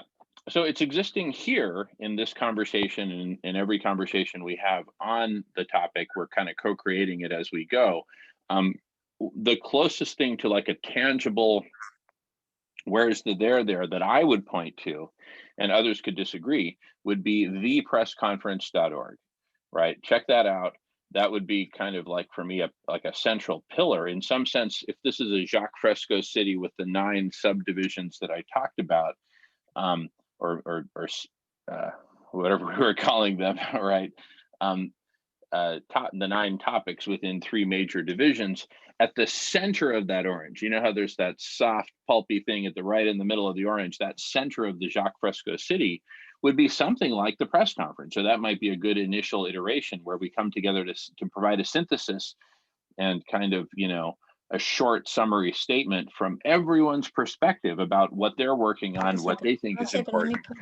Okay, what? Okay, Can you give me a quick tour? See, keep in mind, I am coming at this from the perspective of developing my own software technology. And I'm accustomed to giving thousands of presentations to different people because I'm trying to sell people on it, right? I've done that here many times. You've seen me do it. And in a sense, that's kind of what I expect. To me, that's what makes the most sense is to actually walk people through it, to take 2 to 3 minutes to walk people through it and explain to them the main concepts. Can you do that right now to explain this? Because I was just looking at the website and I'm not, I'm seeing all kinds of different themes here, really more seeing the press conference. So I don't know where this ICIC fits in there. So Okay, so you want me to take 2 or 3 minutes and talk about the press conference, or 2 or 3 minutes and talk about ICIC? we're talking about the ICIC, so that's what I want to know about. So how Okay. can you find the ICIC on the pressconference.org page? No, there is no mention of it. It didn't exist. The concept didn't exist when we created the pressconference.org. So there's nothing there about ICIC. So that's not the place to look. So, but I will answer your question. But you did just tell me to look there. I just want to say, you did just tell me to look there. No. I said that the closest tangible thing or element, not all of ICIC, but element of it that's in physical existence is the pressconference.org. So to say that a ball bearing is a tangible element of a car is not to say that the ball bearing is the car, right? You cannot derive the whole car from a seed of a ball bearing. But I'm just saying that's a tangible thing that if it were up to me, I would say, hey, that could be something that could be a first iteration of a center of ICIC, but the ICIC itself is the whole orange of all the different sections and major divisions and maybe even Agora and many other elements to be specified, right?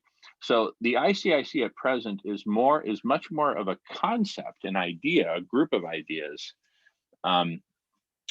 centered around this metaphor of an intentional city in the clouds, right? Where instead of offices in a Manhattan of an actual city, they would be Zoom meetings, recurring Zoom meetings in the Zoomosphere, but connected to each other insofar as each of these Zoom meetings self-identifies as existing within this larger whole called ICIC. Quick point of clarification, is it intentional or international? Because I thought I read somewhere before it was international. Intentional. And we're building off the concept of intentional communities, which I assume you're quite familiar with, which have been a big thing in the physical world, right? All different kinds of intentional communities. So we said, hey, what if we created an intentional city where all these different intentional communities that clear a certain minimum bar could coexist and interoperate, interact, build on each other. Just think New York City, right? There's all these different neighborhoods within New York City. There's a Jamaican neighborhood, there's Jewish neighborhoods, there's Polish neighborhoods, and there's the part of town where all the electronic shops are. There's Wall Street, there's Madison Avenue, there's et cetera, et cetera. And so imagine that all these intentional communities, and I'm not suggesting I have the answer for how to do this, right? So it's very much a conversation in progress. But imagine that these different intentional communities agreed upon certain basic principles and precepts, and perhaps even values. If I had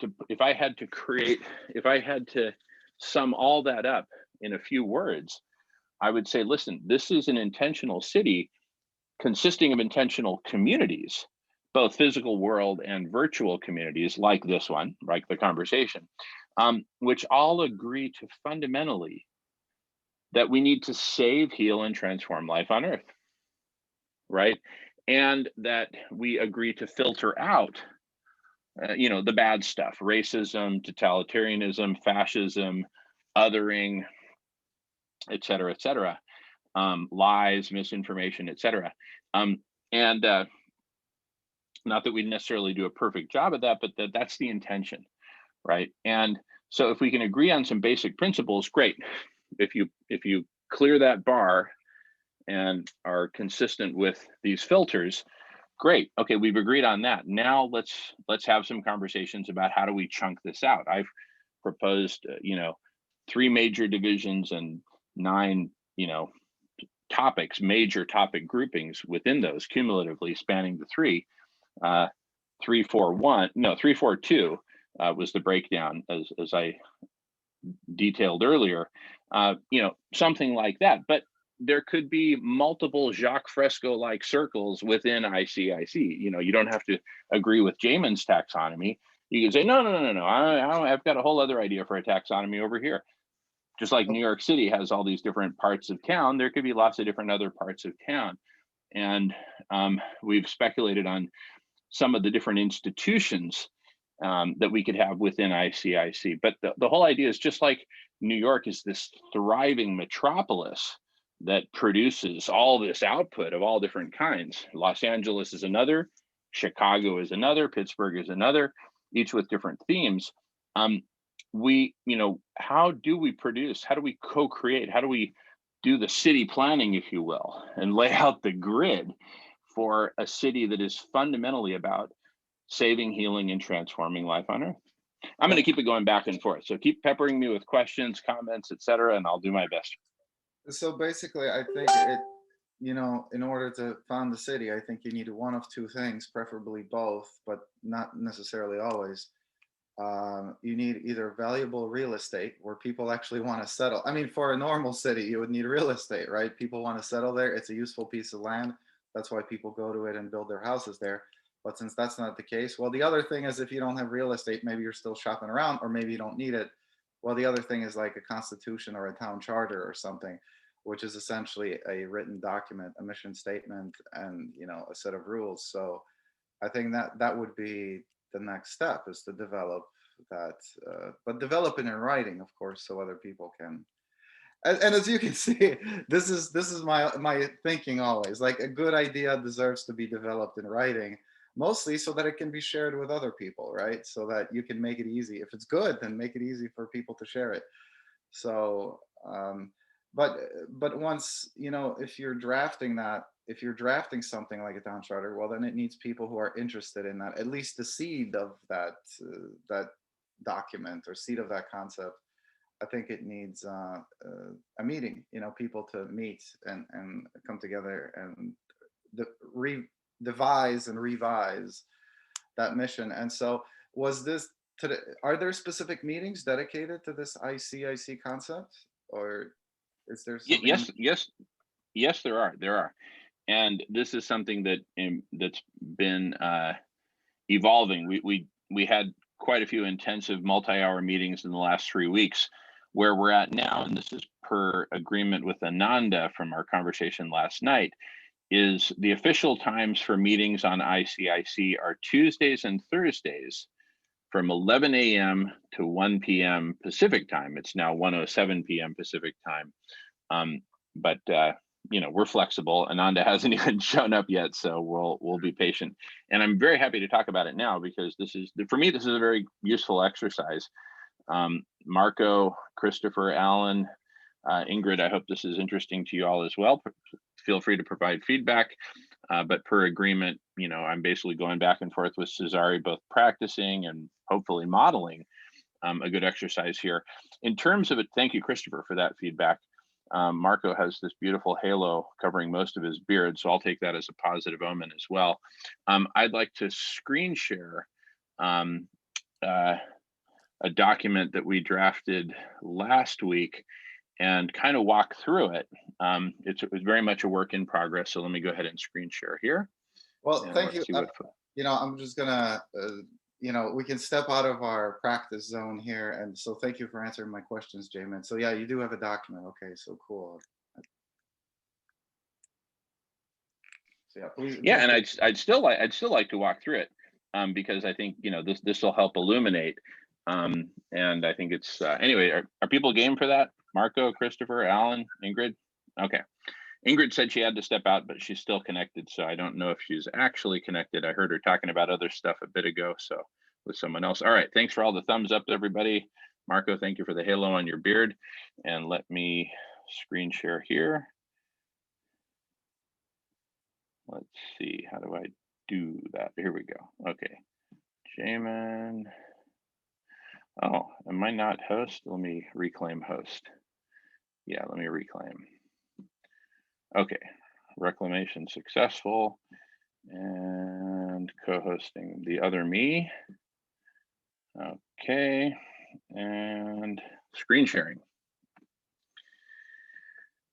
Okay. And I'm happy to edit as we go. So if you have thoughts, feel free to articulate. Hey, Jamin, what about this? What about that?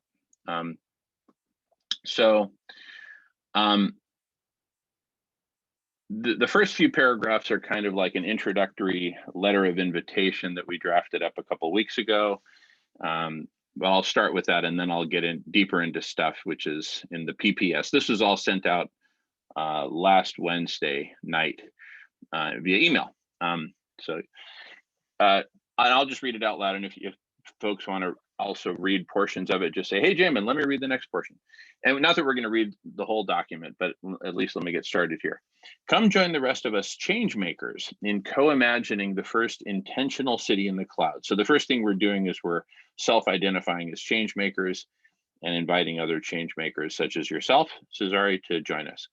Before we can end the separation which plagues our cities and countries, let us first reinvent a new kind of city to unify all of humanity. A virtual city in the Zoomosphere, rooted in a shared commitment to save, heal, and transform life on Earth through conversation and collective sense-making, followed by collaborative action. ICIC is currently being designed to accomplish exactly that. Come join us in making this dream a reality. Our vision, which is evolving rapidly and needs your input, includes providing community, support, and shared resources for all change makers to become collectively brilliant together, all drawing upon the urgently needed public good of ICIC.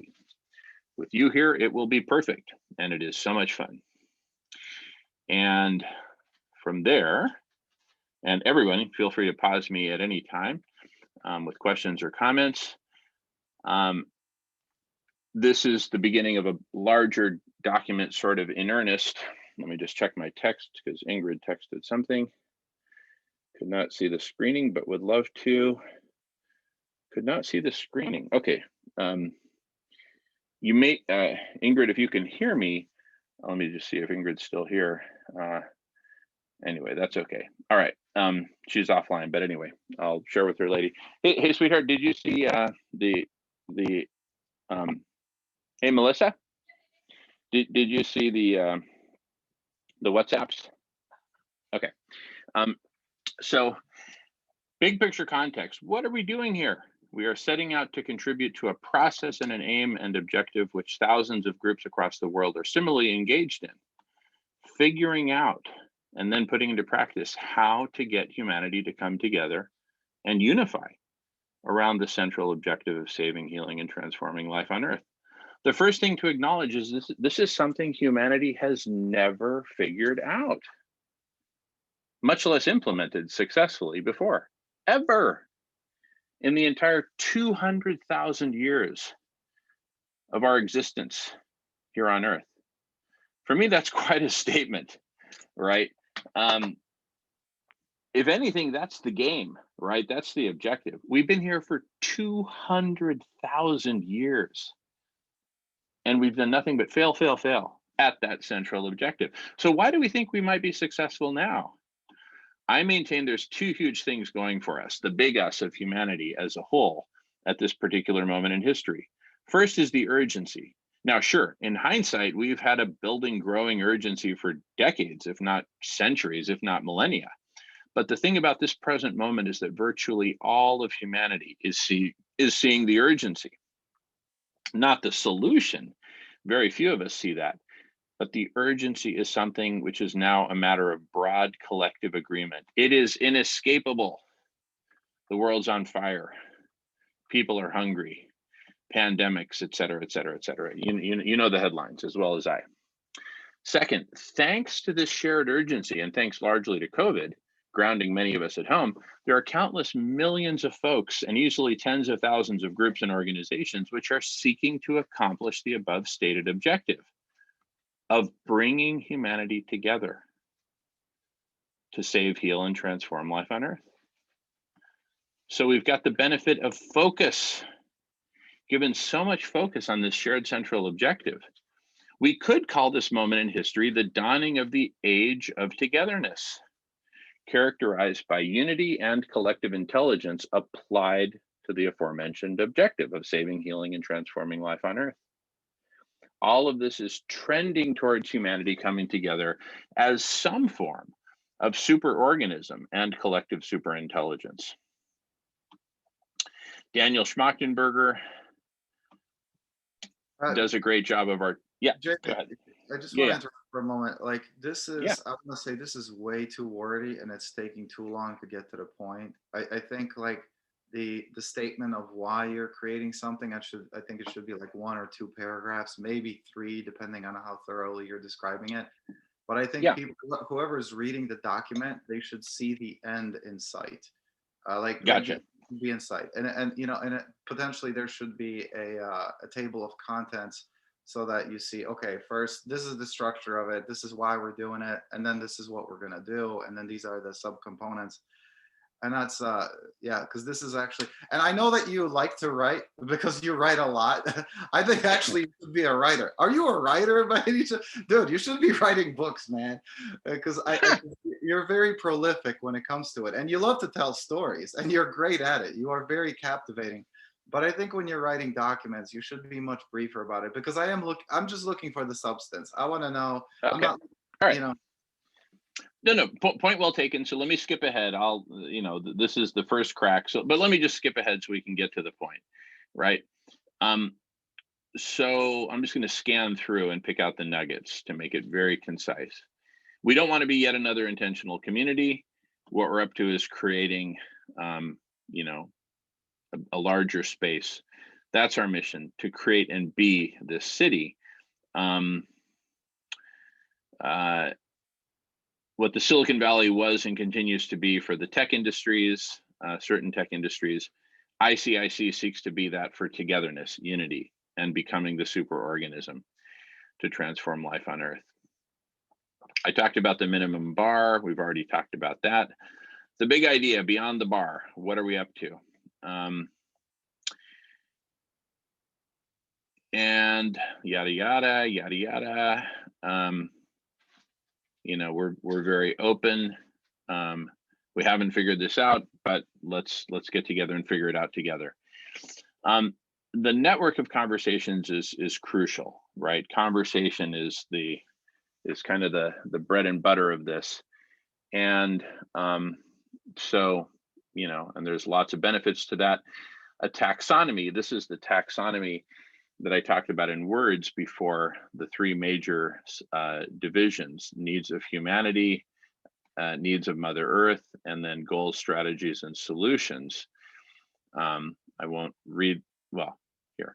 So human needs, the needs of community, the needs of humanity as a whole, 1, 2, 3, within humanity. Then Mother Earth, the needs of each of the other species with whom we share Mother Earth, the needs of the myriad ecosystems, and then planetary needs, right, as we talked about, and then beyond this world, spirituality and the cosmic. So 4 levels of needs beyond just humanity. And then goals, strategies, and solutions, planning, and implementation. And then one important section here within ICIC is games and play. We've played we were playing the glass bead game earlier. We've got a video on that, of us doing it. There's other forms of play. There's the World Cafe process. So these are structured games that really help open up our receptivity, and develop our capabilities, not only at expression, but also listening to others. Sociocracy is a big part of that, potentially. So networks of conversations and structure within those conversations. We were talking about this earlier. So Zari, you expressed some ideas around, structures of meetings and whatnot. That's all really good stuff.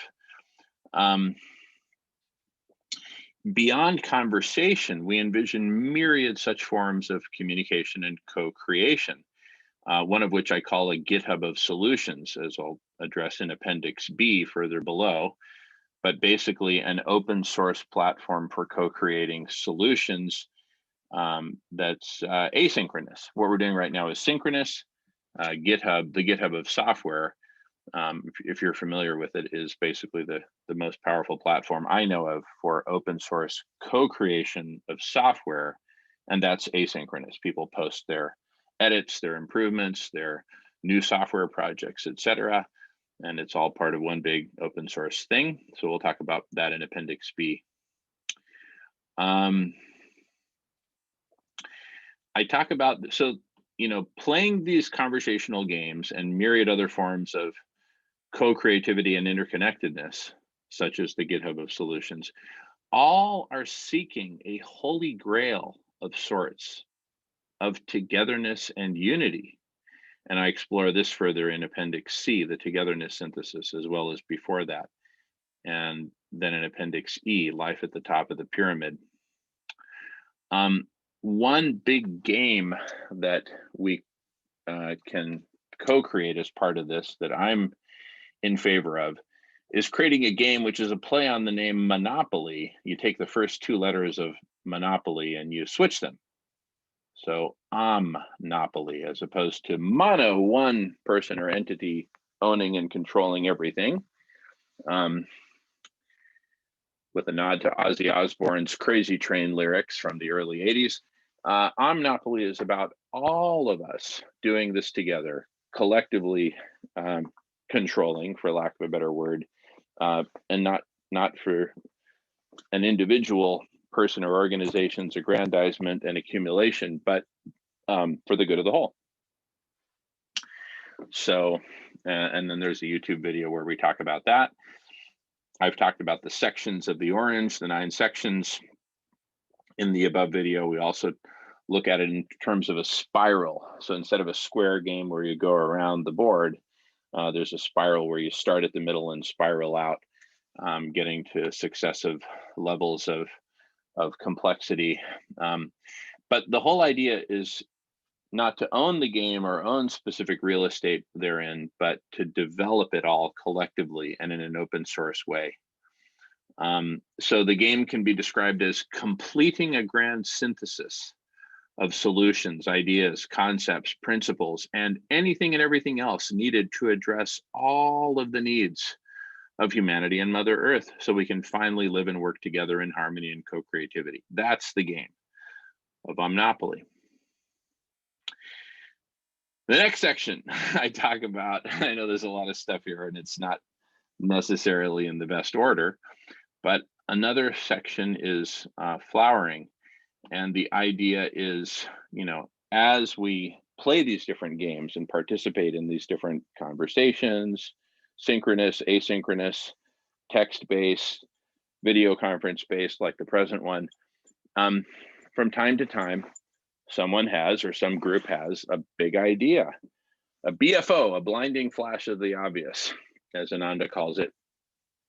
And I, by analogy, liken that to like a flower that's emerging from within a fertile ecosystem, where in a sense that represents a concentration of resource with an aspirational purpose. And procreation in the case of a biological flower. Here it's about developing an idea, a concept, or a solution, and sharing it, both within ICIC and then beyond. So, we envision ultimately a whole meadow of flowers as perhaps the most visible obvious outcroppings or external expressions of what's happening beneath the ground, what I'm referring metaphorically as the ribosomal fungal network, or whatever you'd call it, beneath the surface, wherein countless go ahead. Okay, so just quick feedback. I was hoping for a 2 to 3 minute overview of what the whole concept is. I would have said that sooner, but I was actually kind of lost, so I didn't.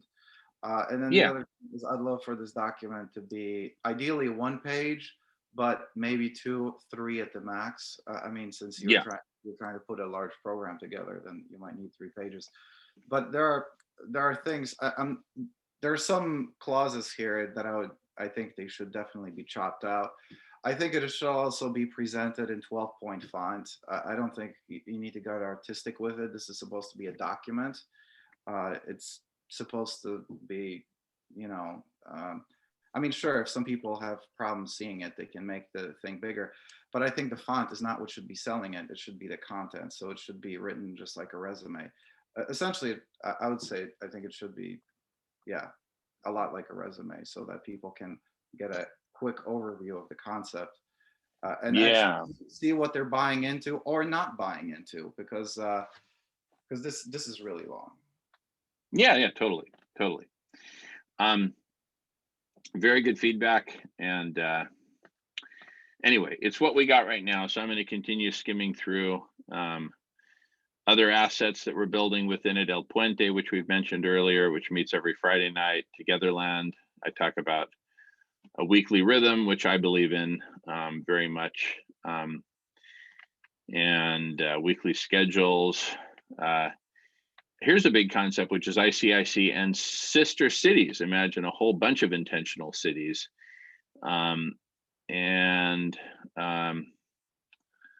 Let's see here. The press conference, I've talked about that as sort of a center of sorts. And,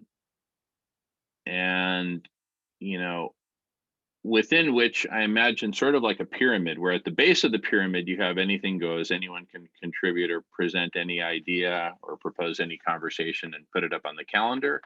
And then the top of the pyramid, what are those that bubble to the top?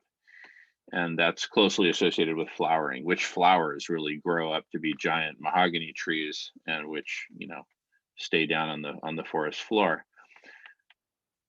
Different forms of support, outreach to intentional communities and other intentional cities. The togetherness synthesis. Let me stop screen sharing for a moment. This is really, really crucial, and talk about this, because this is, you know, if there's a there, this is it. Here with ICIC, we're taking on the holy grail of how do we bring humanity together?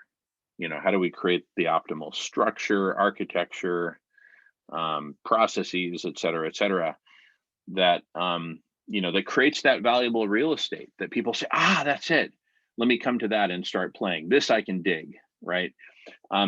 Again, the press conference was the closest thing I've seen to that, because it attracted a whole bunch of people and people were really engaged and everyone got their crack at it. But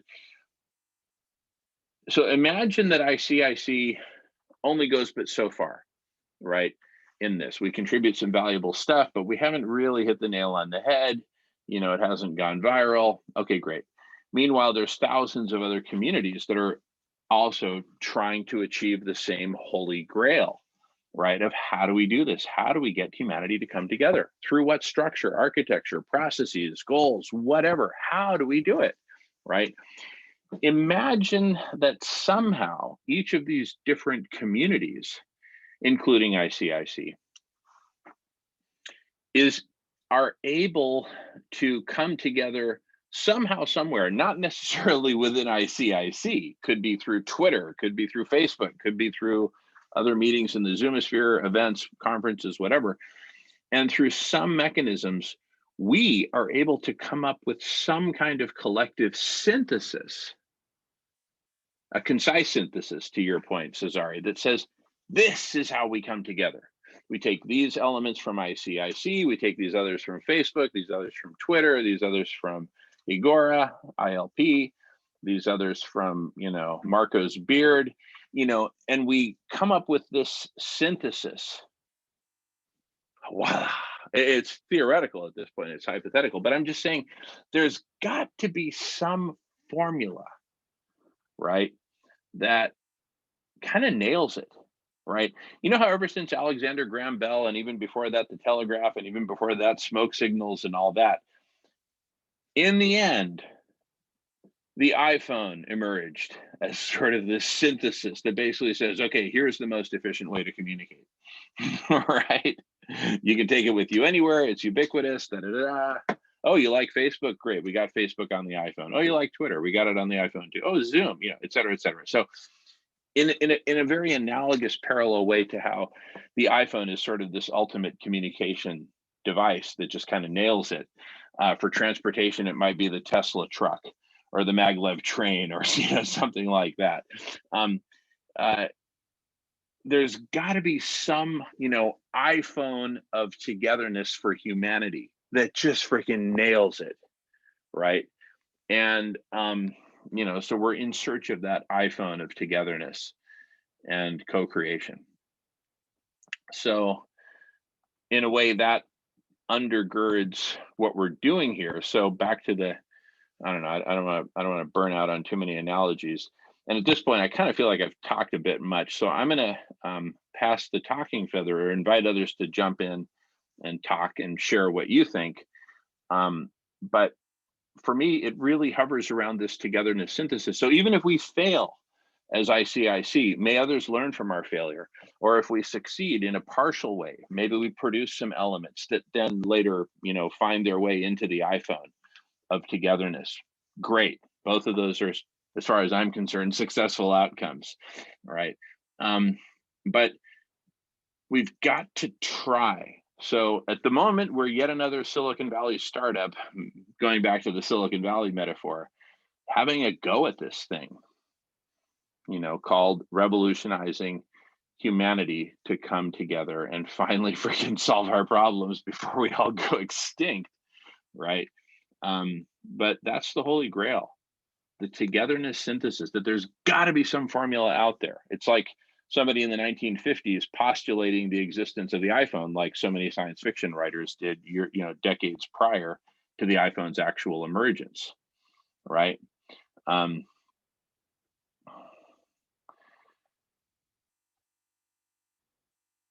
I'm just postulating it. It's got to exist somewhere in the future. Can we get to it in time? Right? And, where is the Steve Jobs to promote it properly?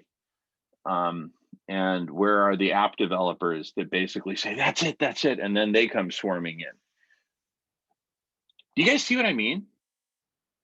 There's got to be some iPhone of togetherness out there in the future. How the hell do we get there? I don't know. But, we're a bunch of weary mountaineers just clawing our way up the mountain, hoping we don't die before we get to the top. Right. And from time to time, meeting up with other groups that are also headed to the top of Everest. And maybe we team up or maybe we fight. I don't know. But in the end, someone's got to make it to the top, or some group or some collection of groups needs to make it to the top. That's the togetherness synthesis. Anyway, operating under the assumption that not all of you have either fallen asleep or walked away. Anyone have any ideas, any thoughts? And we can always pause recording if people are more comfortable doing that. But I think this is an important part of history in the making, is having these conversations, recording them. Looks like Marco has a brilliant flash of light coming out of his head. Used to be in his beard, now it's coming out of his head. I guess that's progress. Marco, which I picture this for Ananda. My brilliant, let's just call it a BFO. Let me do that real quick. But no, to see, I got value again out of today. Even if it's just, how do I explain it? I saw again, like we paused the press conference to take this stab at building the ICIC because it seemed like such the perfect idea. And a little bit, I thought we got off track and we're going in the wrong direction. Now I think we're back in the right direction again. So all these conversations are useful. And I really, wish Ananda was here. I'm kind of losing my train of thought. I apologize. Oh, I remember what it was. We paused the press conference, but to build the city where we can have the press conference from in the future, where all the change makers can, you know, have their once a week an update, an invitation to where they are. Maybe that'll create another collaboration. Somebody else, you know, every week there's that opportunity to bring new things and update old projects. And then within this city, there's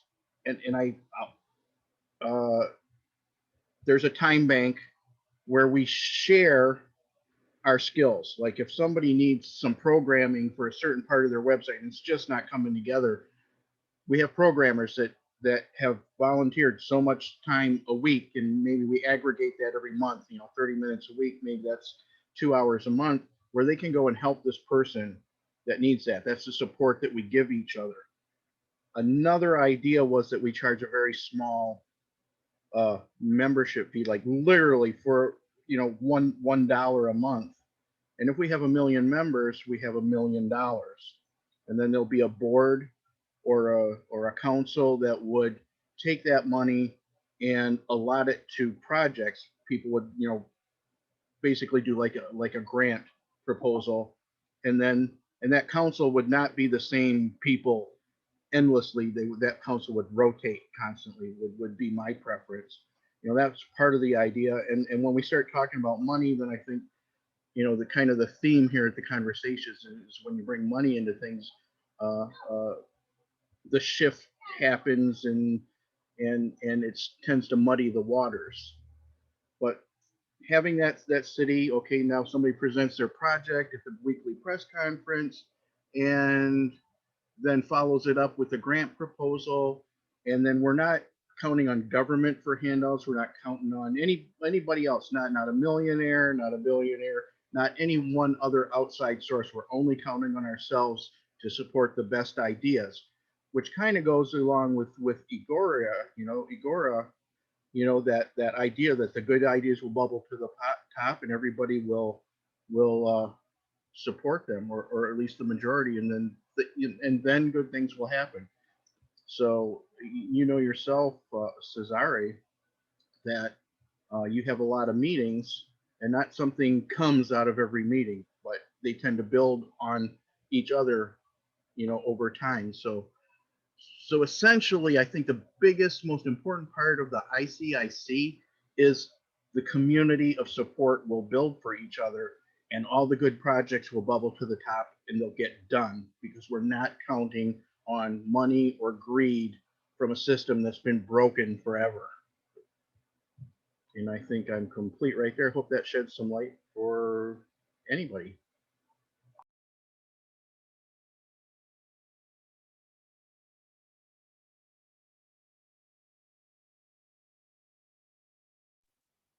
Well, just real quick, sorry, I actually missed a good portion of what Marco, you said. The last part I caught was bubble to the top.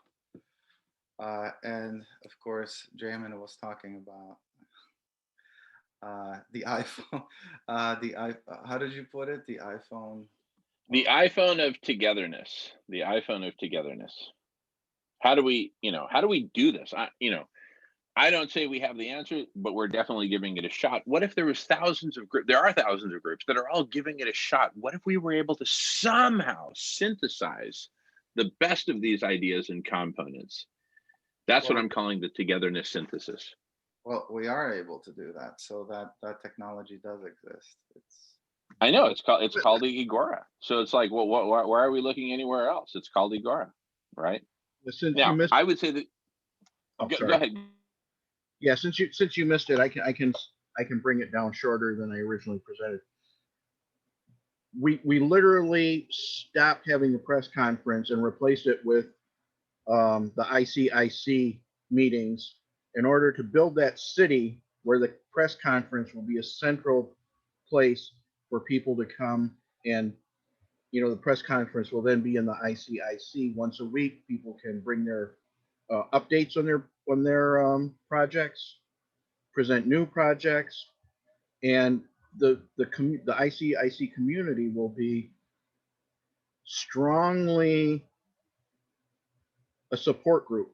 is essentially we're building our own support group, our own support center, where everybody that is a member, a minimum requirement is you donate so much time to helping the community or someone in the community. So if you do 30 hours a week or 30 minutes a week, and we like time bank so that it's in a usable portion, so you've got 2 hours a month. Let's say you're a programmer, someone in the group says, I need programming help for my website because part of what isn't working. That's where that time goes from other people. You know, it's to support people within the community with your skills that you have. Another part of the idea was that we would charge a very small minimum membership, like $1 a month. If we have 1 million members, you know, that could be used to fund projects within the group. Now, I also said that every time we start to talk about money, kind of the theme of the conversation is when you bring money into it, money starts to muddy the waters of good projects. So I think that the important part is bringing your skills to the community and offering them in that way where you help somebody else when they need it. And everybody has a skill, everybody has something. You know, there'd be like a bulletin board or whatever, ask, you know, this is the help that's needed. Here's the people that have those skills, and we would support each other, not to the exclusion of our individual projects, but to make all the projects happen, lend each other support when needed. That's, I think, the most important idea of the city is in being a member of the internet, intentional city in the clouds, because our intention is to make all the good projects work, you know, and like Igora, good ideas will bubble to the top. Well, I do want to disagree with you, Marco. I think if you want a programmer, that's what money is for. Purchase the services of one. Go make some money, sell whatever skills you have, and acquire money so that you can then purchase the skills that you need. That's what one of the greatest human innovations is our market system. But of course, there's a flaw in that. The market system doesn't quite work for everybody, which is why I am a proponent of the idea for a universal basic income. And that's a much longer story, but these whole ideas of bartering for, you know, different skills, it's not efficient. It's actually just not efficient. It's a waste of human resources. The best way to do that is to just let people let people buy what they need, but also enable people to buy what they need. And there are various arguments for a universal basic income. But really, the universal basic income solves so many of the problems that you're discussing and solving other problems that you don't even intend to solve. Solves, you know, food shortage, so, you know, like people not having enough food, you know, people's independence to leave abusive homes, abusive households. I mean, it actually solves the immigration problem in a sense. The universal basic income is a very interesting immigration policy, depending on, so there are so many ramifications of that, and it's fascinating, but that really accomplishes everything you want and like 10 times more. But hey, in order to make that happen, guess what? You got to do politics. That has to be a policy that you implement through your government, and well, which means you have to control your government, because you don't, because it's controlled by the oligarchs. So, you know, how do we make the government work for the people? Well, that's where Igora comes in. So, anyways, I do feel like we're talking in circles here most of the time, but yeah, we have to organize effectively. And Igora is the most efficient, most powerful organizing tool for people. People present their ideas.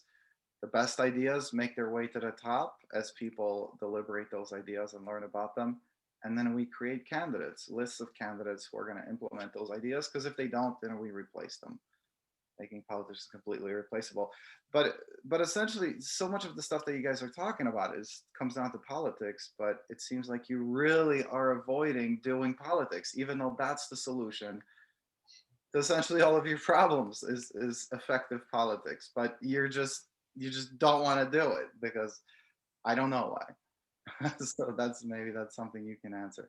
But I do have to get going.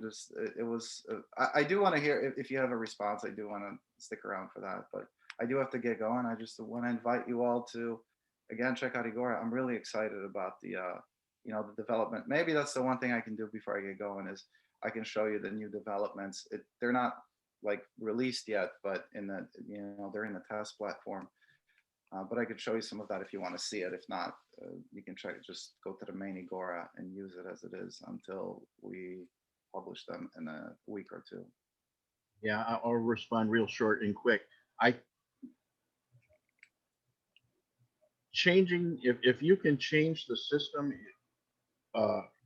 more power to you. And we definitely, the idea here is we support all groups, all efforts to make things better. And that's what you're trying to do. And I respect that. And my idea, and I think the general consensus here, is that we've been beating our heads against politics for a very, very long time. The system is broken. You agree with that?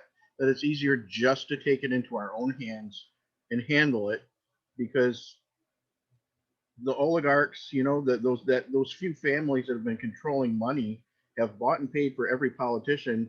And the idea that we're going to get together and organize, to an effort to change the political system and destroy this stranglehold that the oligarchs have, is effort we can spend doing the right thing and just cutting them out.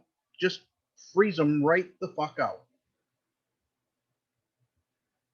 And Jamin has a response too. Awesome. Thanks, Marco. So first of all, I actually do believe the answer is politics, but I believe here's the metaphor I'm going to make. Suppose it's like, I don't know, 1977, and everyone's saying, oh man, the answer to having better computer science, better computers is we got to lobby IBM so they'll implement this feature, that other feature. Whereas, some dudes in the Silicon Valley by the name of Steve said, no, screw IBM, we're going to come up with an alternative. I think there is an alternative to politics, and I think there is a way, for example, to implement universal basic income that completely sidesteps government of any kind. And the first step to that is food healers, feeding everyone. We can do that completely within the realms of the private sector, nonprofit sector, religious sector, Zoomosphere, et cetera. We're certainly, we're giving it a major go in Los Angeles now. And in that, through creating mechanisms that include donations and people volunteering, we're going to end up feeding everyone. Let's suppose for the moment, just for hypothetically, that we achieve that, right? Maybe we'll fail, but let's assume for the moment that we're going to be successful. We do that. Free food for everyone is a form of universal basic income.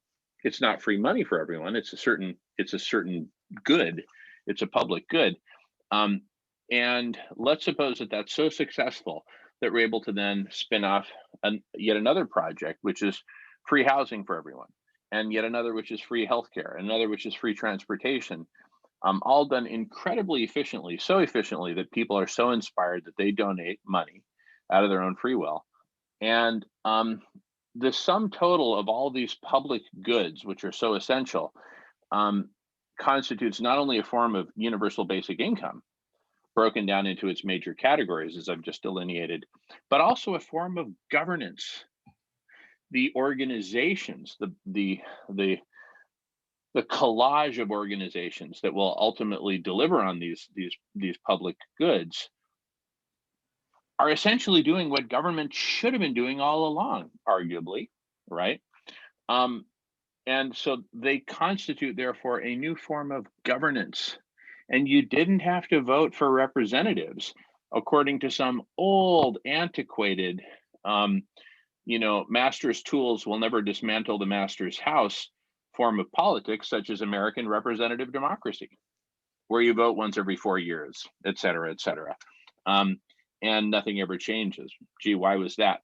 And it wasn't because Agora wasn't working. It's just that Agora is working on the wrong problem, which is how to dismantle the master's house with the master's tools. Ain't going to work, in my view. Instead, let's do what Apple did in 1977 and come up with an alternative to American representative democracy, central bank, Fed, et cetera, which is what I just described. So that's a nutshell beginning of an answer. So back to you. Well, I mean, if you want to neglect to, you know, if you have a boat that's sinking because it has a hole in it, you don't try to bail the water out first. You try to plug the hole, then you bail the water out. You know, until you take control of your government, you're always going to have a hole in your boat.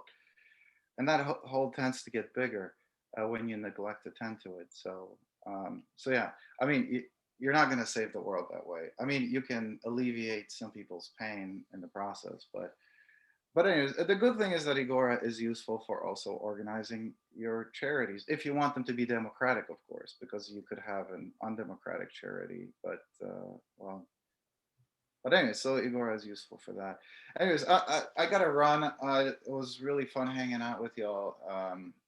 But you know, in a couple of weeks, I'll be back. I'll be happy to show you once the new features are online, so you can start organizing the. Who knows? Maybe I'll even start the first Agora community for the intentional city in the clouds, and you know, and see what kind of ideas. You know, what kind of ideas for that will be coming to the top. So it's going to be fascinating to see. Anyways, but I did post those groups. If you do have some democratic discussions, like if you want to post them on Meetup, frankly, the ones in Washington, D.C., they're the ones, that group has just gotten more traction. But I think if you're creating good events, because I don't know if you're promoting anything on Meetup. So if you want to promote stuff on Meetup, as long as it's democratic, you know, free speech. So, all right, I got to run though. Thank you. Thanks, Cesare. It was nice. Thanks, Cesare. I appreciate your efforts, and I appreciate, you know, I really appreciate your attitude today. You know, it was a pleasure having you here. Well, pleasure being here. Thank you, Marco. Awesome. Thanks, Cesare. We'll see you soon. Take care. Later. See you soon.